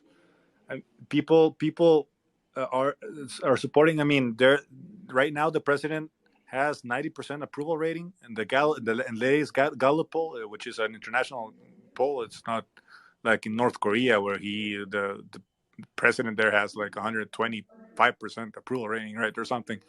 So that's pretty good. I mean, people really want change here, and they have been defrauded so many times that people are starting to see new stuff as the way to go forward. So it was not hard to get people on board, at least the majority. And we're not talking about a small majority or just the majority. It is a big majority who support this. Got it. And then I apologize for asking again, but people will not stop incessantly DMing me this question. They continue to ask Mr. President what the plan is in terms of holding Bitcoin on the balance sheet. It would make you one of the first countries, if not the first country, to do it. But any plans there that you could speak to? We're gonna hold probably $150 million in the trust fund, but it's not gonna be a reserve. It's going to be a trust fund, and it's not going to be in the central bank, but in our development bank. But I think that's a huge step, and things are going to evolve, probably not only in El Salvador but in the world. So our plans right now is to hold at least $150 million in our trust fund, and I know that's not a huge sum, but for us it's quite considerable, and it's going to be in our development bank. So for the plans as of right now, it's that. But probably in the future, I don't know. This is evolving very fast, so we're not ruling out having Bitcoin in our reserves in the near future. But we're not. This law doesn't include buying, holding Bitcoin in the reserves. And it's $150 million equivalent in Bitcoin, or $150 million? Dollars. So it's not holding it's not holding Bitcoin in the development bank's trust fund, or it is holding Bitcoin. No, it's not. Okay. No, it's dollars. We're gonna buy the $150 million out of the transactions of common folks. So we're gonna fill the trust fund coffers with Bitcoin, but we're gonna buy them with dollars. So at the end, we're gonna hold at least $150 million equivalent of Bitcoin, but that hasn't been bought yet because it's gonna be bought in the small transactions of 0.00001 Bitcoins. So at the end, we're gonna hold an equivalent. We're gonna hold $150 million equivalent in Bitcoin, but right now we're not holding any Bitcoin. So the trust fund is gonna buy the transactions, and it's gonna be filled with Bitcoin. But that Bitcoin is gonna come from common folks that are opting out of the deposits in Bitcoin, and it's interchanging those Bitcoins in US dollars. So we're gonna provide those US dollars, and we're gonna get the Bitcoin in exchange. So at the end, not at the end, but in a couple of months, the development bank will hold approximately $150 million equivalent in Bitcoin. And then will you fund it with more dollars at that point, or have you thought about once you get $150 million worth of Bitcoin in the development bank, what happens then? Who funds the conversion of dollars to No, Bitcoin? that's not the total. That's like a how do you say in English? It's like a The starter package. approximation. It's like like a proximity, like a calculation of how much Bitcoin will be held in the trust fund, since the trust fund needs to have fresh US dollars to continue exchanging. Right. But I don't see the trust fund getting empty, because we'll have a lot of the bank is a very solid big bank, and we are being supported by the country's sovereign ability to get new money. So it's not, and we still the Bitcoin will always have value. So we're not looking at this fund to be empty in any time. It's just going to be handled by experts in trust funds that are just going to be converting this transactions into Bitcoin. But we're not. I mean, we're not giving away free money. We're just exchanging at market value at the times of the transactions. So we're not. I mean, it's just I just made an approximation of what we think we're gonna hold in Bitcoin. It's gonna be like net $150 million equivalent of Bitcoin at market value right now. But that's gonna probably change. Right. So it's effectively a clearinghouse. And so over time, the trust fund will probably sell down some of the Bitcoin in order to get more dollars to replenish that pool. Yes, exactly, Got it. exactly. Okay. But exactly. But it's probable, like the bankers have told me that most likely they will hold the equivalent right now at market value of $150 million in Bitcoin. Right. Because that's like the sum they will have in a stock. So they're going to be selling and buying, but they will have like not fixed, but like the same amount of stock in Bitcoin, which is not required by law, but it's like the amount they will have just to manage the fund correctly, so it doesn't fall, or so it's stable. They calculate they will have like $150 million in equivalent right now, Mr. President, of market value. The equivalent, the market value right now equivalent in Bitcoin. sorry to interrupt, Mr. President. They're about 5 minutes away for voting to vote. Okay, guys. Bill. 5 minutes away. Thank you for The last congressman speaking. I'm just one of the 22,600 people here, so I'm leaving. But I hope we answered some of the questions, and I hope I'm gonna tweet a good news in a couple of minutes. Yes, thank you. You did. Thank you, Best Mr. President. But I have to look at the vote. It's very important to look at the vote. Yes. Thanks, Mr. President. You got business to do. You can run. That's okay. I'll Thank tell you you so the votes. much. How are they coming? You're welcome you, back guys. anytime. Yeah, bye-bye. Thank you, Nick. You're the boss. My pleasure. Well, thank you for saying that. Nick, I like how you released him like he was going to recess or It's something. like, this was cool, huh? This was Holy cool. shit, you guys. Hope the bill passes. It'll pass for sure. They're voting right now. 65 votes, 66, 68. Oh, excellent. It 72. passed. No. This is just the first vote. They're calling everyone to vote. This is how it works here. So I'm just. Thank you. Kareem, are you going to stick around, or do you got important business to do I mean, as I well? told you I'm in Congress right now. The president is in the presidential house, which is like the White House or something. Oh, y'all are in different places, I see. Are your AirPods going to die, or are they still good? I just connected my cell phone to my iPhone to the charger. This is Because probably I only have 2%. Yeah, 3% now. We almost lost you. Kareem, could you give us 60 kind of 60 a votes, 60 play-by-play? votes, 60 votes.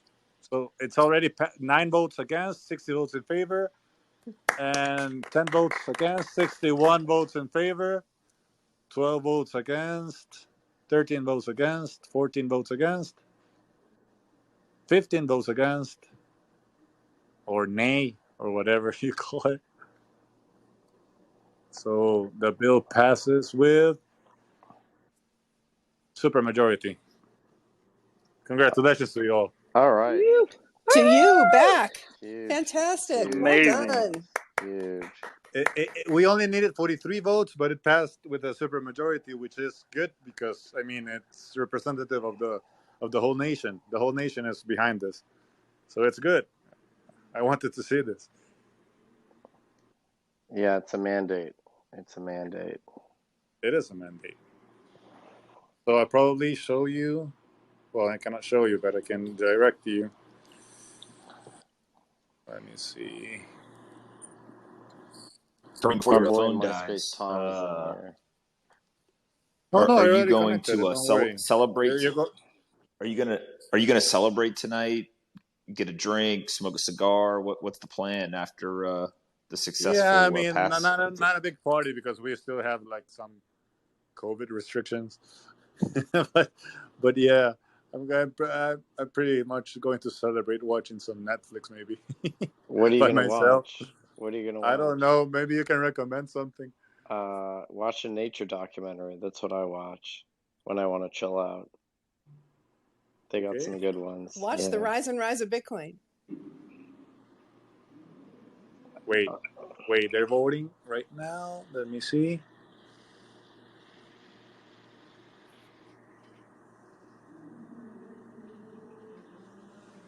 "17 against." I'll tell you the specific number of the voting.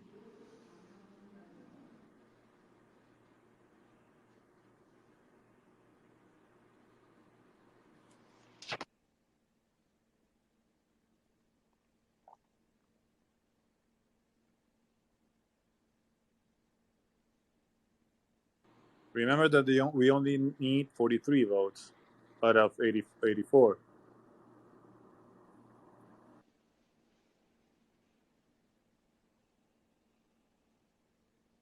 This is the second round of voting right now.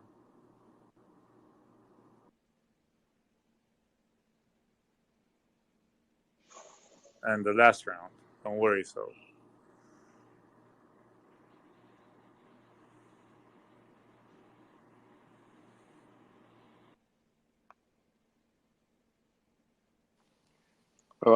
Nick, how do we top this? Yeah, I was just thinking Is this about that. This is toppable? probably the best one for Twitter Spaces ever too. I think it's probably outclasses any Clubhouse chat that ever happened in terms of importance, liveness, clout of people in the chat, maybe even listeners. I mean, this You know might what's go. interesting? Yeah. Oh, sorry, Nick. Go ahead. I was just gonna say, have there even been clubhouses with 20,000 listeners? Is that even within their like technical limits? I think Twitter Spaces might be blowing them out of the water right now. Nick, I'm sorry to say, but this is not They're applauding Princeton. right now at the floor. They're applauding right now at the floor. Woohoo! I don't know if you can listen. Yeah, we can hear that. Can you listen? I'm clapping too.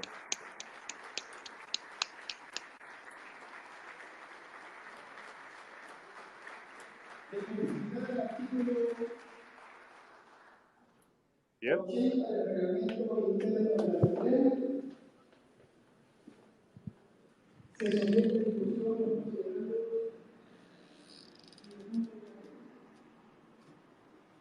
So again, congratulations to everyone. Congrats to y'all, man. Back at you. Congrats to y'all. So amazing. And This Bit is Beach. And Jack. you guys are And the Michael. first non-pariah nation Michael and to Jack. accept Bitcoin.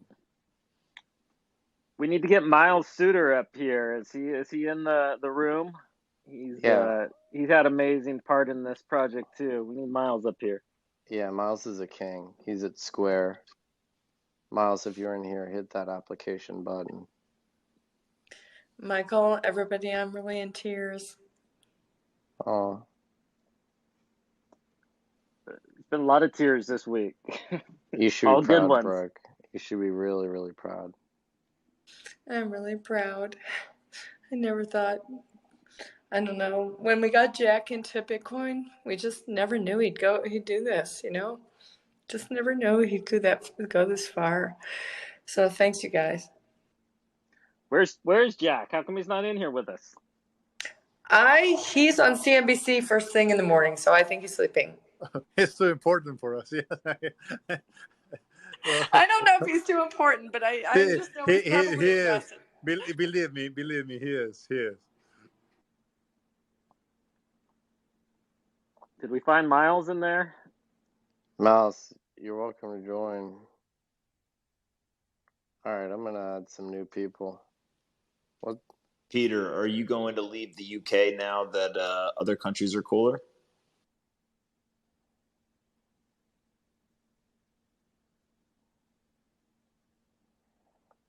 Maybe Peter passed out. I think it's like late for him. Middle of the night there, yeah. Well, it's probably it's midnight here in El Salvador right now. 6 a.m. in the UK. Is Peter back in the UK right now? Did he go home? Oh no, I think he's still partying. I think he's in New York. By his feed. I just added Eric Weinstein. Once you connect, welcome. Sorry to keep you waiting. Thanks very much. No, I'm super happy to be here. One quick question. Which countries do you think are watching this most closely to follow on? My personal view is Colombia. They have a very high Bitcoin penetration. And tons of Venezuelans living there in Colombia. And Bitcoin is a big rails for transit as a bridge currency.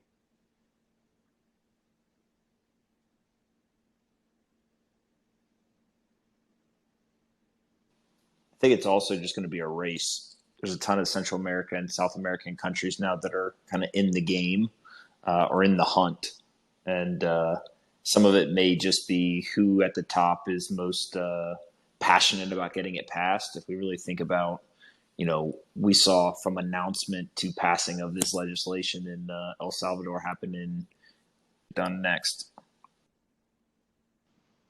Incredible. I believe that the problem is that one of the main problems is that some countries are very conservative on the prospect of leaving monetary policy out of their controls. So maybe that's the number one barrier. I don't know. Yeah, I could see it being, somebody like Ecuador that, is also dollarized and has already given up that ability to just print money.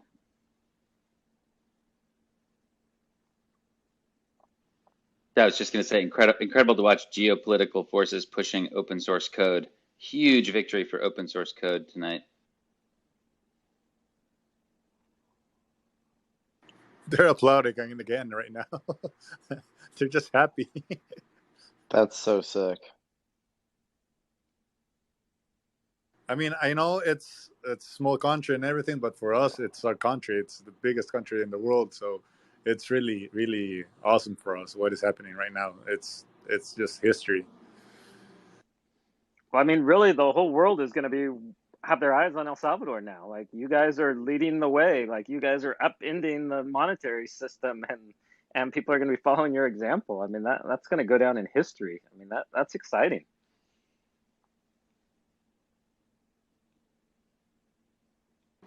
It actually makes me nervous what you said. I mean, not nervous in a bad way, but just like chilling. It's an exciting time. It's an exciting time to be in El Salvador, and I want to know how many people in this room have started looking to come on down and joining us, because we need, we need all hands on deck to make sure this thing's successful. That's for sure. We need everyone.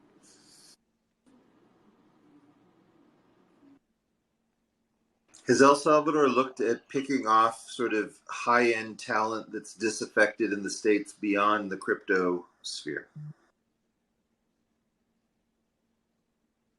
Oh yes, of course, of course. Can you check? Can you all please check at El Salvador? That's the front page of the paper for tomorrow. At El Salvador. Here on Twitter.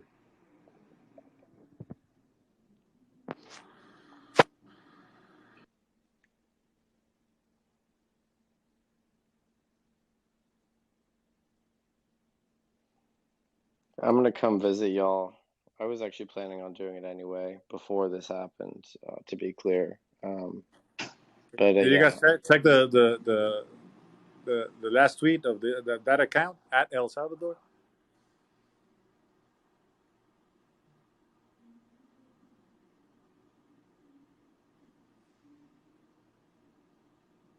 Oh, it was deleted.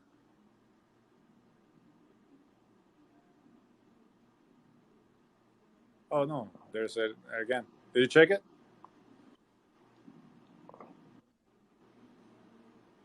I can't even find it. At El Salvador, just at El Salvador. That's it. Yeah, it's like the third tweet down in a thread. So you'll see it. No, it's the.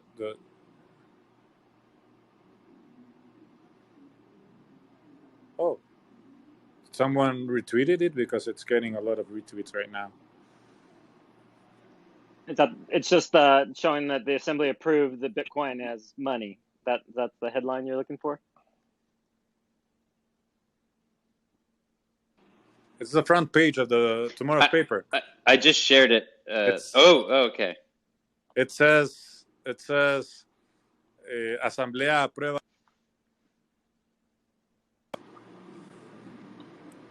which is in Spanish, like the Congress approves Bitcoin law.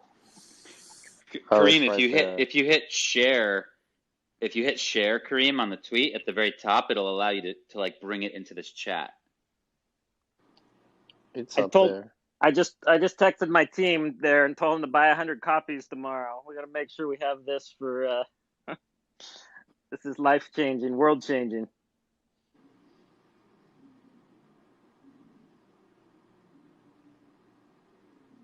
Also, the president has just tweeted his last tweet. Kareem, were people down in the chamber like aware of this, like chaos happening on the internet while y'all were doing it out in the chamber? I don't know. Actually, I don't know because they were.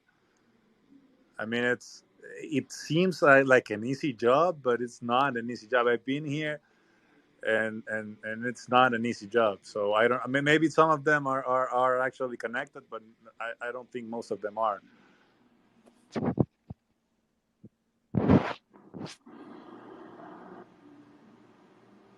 Oh yeah, I shared it. That's the front page of tomorrow's paper. That's the largest paper in El Salvador right now.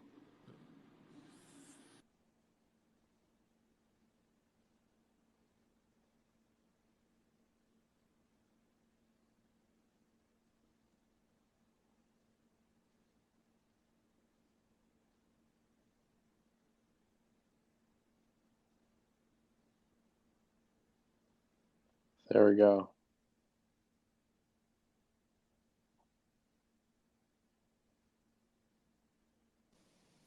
Nick, you're trending. First time for everything. They should have put a picture of you up there. Yeah, that's for sure. I tweeted a selfie. Maybe in the day after tomorrow's paper.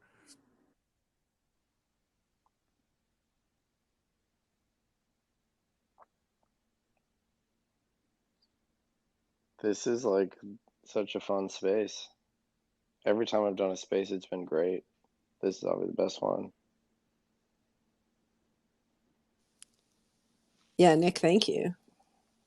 Yeah, I was gonna turn this off at like 10 p.m. So now only the session has to end. Then they're going to send the bill to the president's office, and he will sign it. Please take photos for us. Of Yeah, course. we need a I'm photo. pretty sure he will upload some photos on Twitter. Kareem, are they going to like run it over there and he signs it immediately? Right now, they have to close. They have to close the session.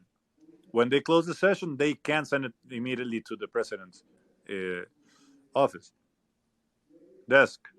So they send it to his desk, and then he signs it. So maybe it probably will be tonight. I mean, not tonight. Today, I don't know what time slot are you at. But yeah, You should see if he would be willing to auction off the pen that he signs that with to the Bitcoin community with the funds to go to the we actually surf training center that we're building in Caddy's honor there in El Salvador that's being funded by Bitcoin. I don't know if you're aware of that project, but Michael, the minister of Bitcoin, the Salvadoran minister of Bitcoin. I don't know. Just think about it. Perfect. I love it. But yeah, it would be great to do something to put towards the Catherine Diaz Surf Center that we're building with all Bitcoin. So see if he'll save that pen that he's signing that bill with to auction off. I bet we can get a lot of Bitcoin for that.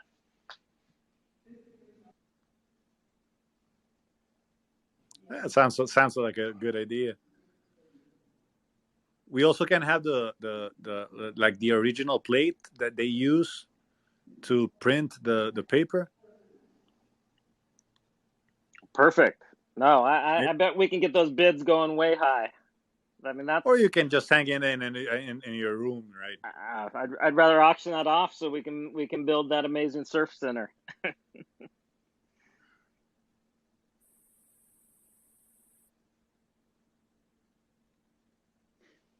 Kareem, are there like theories in El Salvador about who Satoshi Nakamoto is? Like who the creator of Bitcoin?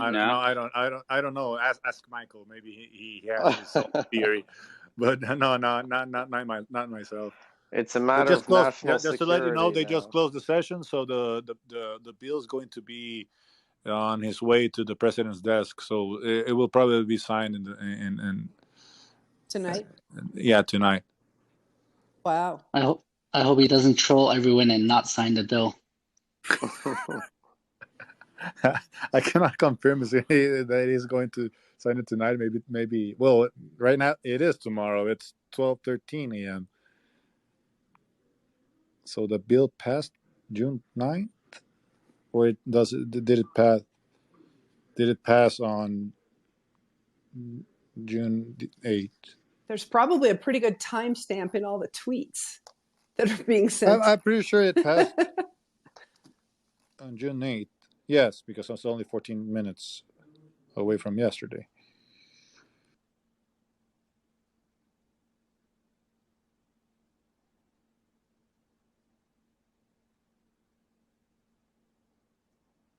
I wish that U.S. Congress was like this. You could just do some live sessions with Congress people while they're voting on stuff. Can you? Well, actually, I do believe it's live. You can see it on C-SPAN if you like. Still watching C-SPAN. It's not the same, man. I want them on Twitter Spaces. I don't think they're all. I don't know. Different generations have different spaces, I guess. Kareem, I think it's time for you guys to announce that you'll organize a Bitcoin conference, and we'll all come to El Salvador. I think that would be great. It depends on you guys. We're not going to organize something that it's yours. I mean, maybe Michael can help us with that. There is for sure one in the planning for either November or December of this year. I mean, so, we will gladly help with the organization, But yeah, Michael can help us with that.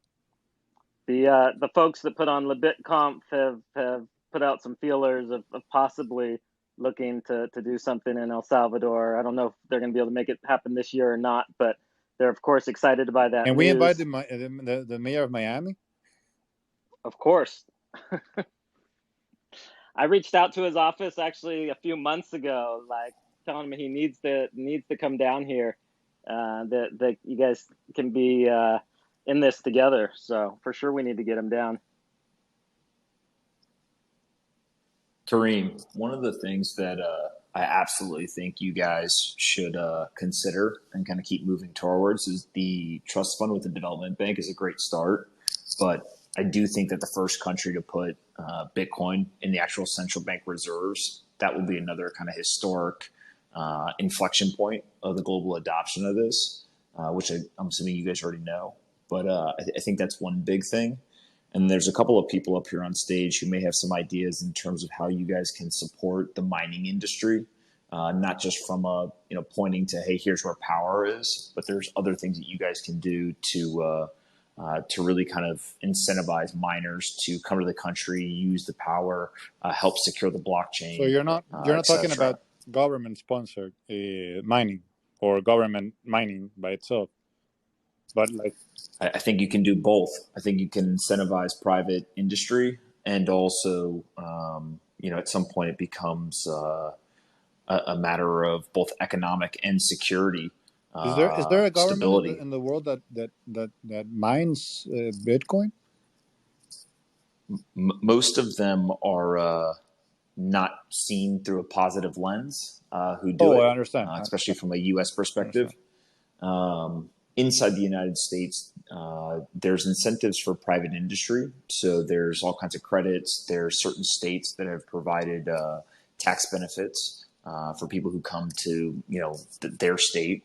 But I do think that again, if you're going to kind of be the lighthouse on the hill in terms of creating legal tender, it's a pretty elementary step to set up a mining operation from a state standpoint, and then also to incentivize private market miners to move to the country as well. And you get all the economic benefit of jobs creation, etc.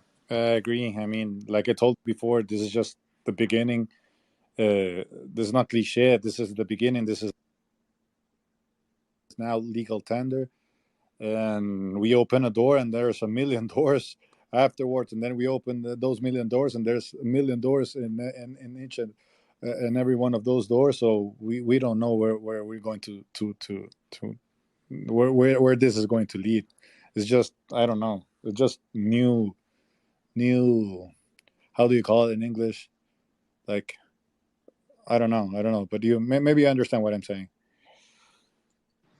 Yeah, look, I think that, again, we're always very careful to kind of call out the fact that we are not experts in Salvadorian politics or some of the nuances and the cultural complexities of the country.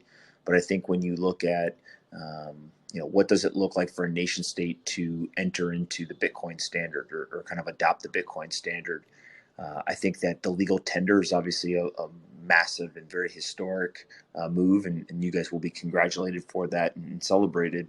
But I don't think that you want to let your foot off the gas. I think you want to continue to put Bitcoin in the reserves. I think you want to mine. I think you want to figure out how to get infrastructure to the hands of the citizens. And so it's kind of, this is the beginning, and there's ways that the state can actually benefit. And, if you look at it from a self-serving standpoint, if done correctly, there's a very big opportunity for the country of El Salvador to kind of leapfrog many of the larger countries, just from a pure wealth generation standpoint for the country, if you do it the right way. I totally agree. I think after you put Bitcoin in your treasury reserves, the next step is actually printing currency, paper currency backed by Bitcoin. I think that would be a huge step. One step each way, I guess. I mean, we're just new in this, and so I don't know. I'm right now. I'm just feeling really excited. People are still clapping in Congress right now. So I don't know. It just brings some tears into my eyes because this kind of hope in our country, maybe Michael can attest to it. It's what we needed. So many years, so many decades that we didn't have anything forward to look to, and seeing all you guys with ideas and ideas of changing our economy, changing the world, changing how we live. I don't know. It just maybe too much for me right now.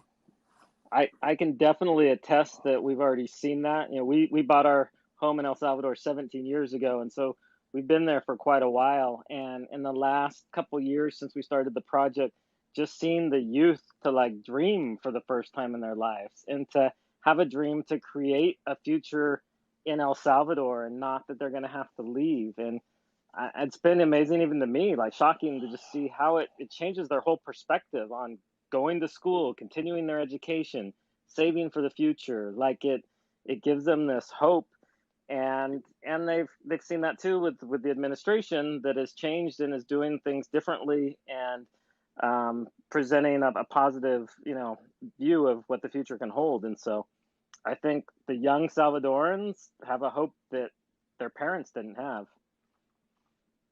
Yes, for sure. So thank you guys. Thank you guys for everything you said. Thank you guys for accompanying accompanying us on this journey right now with this boat. It was awesome talking to you guys, learning from you, and just thank you. Just thank you. Thank you all. Thanks, Kareem. Go watch some Netflix and relax. You earned it, man. Thank you, everyone. Thank you. Thanks meeting you. Goodbye. Thanks, Point Kareem. of order to the rest of y'all. And congratulations again. Congratulations to everyone. Too. It's 2:20 a.m. here. I was trying to go to bed at 10. I'm trying to get like 8 hours of sleep. That's not gonna work. But yeah, I gotta go to bed. So unfortunately, Spaces doesn't let me transfer it to someone else. So maybe one of y'all can do it after party Spaces. But yeah, I'm a growing boy, so I gotta go get some rest. Thanks, Nick, for hosting this. You did an awesome job. Yeah, you're the boss, Nick. You're the boss. Yeah. That's presidential decree now. You It is. Of everybody. El Jefe. You guys don't forget El Salvador this fall, either November or December. We're putting on some type of conference, so make sure you're there. I'll be there. Awesome. Okay, good night, everybody. Take Thanks, care. everyone. Night. Good night. Farewell. Good night.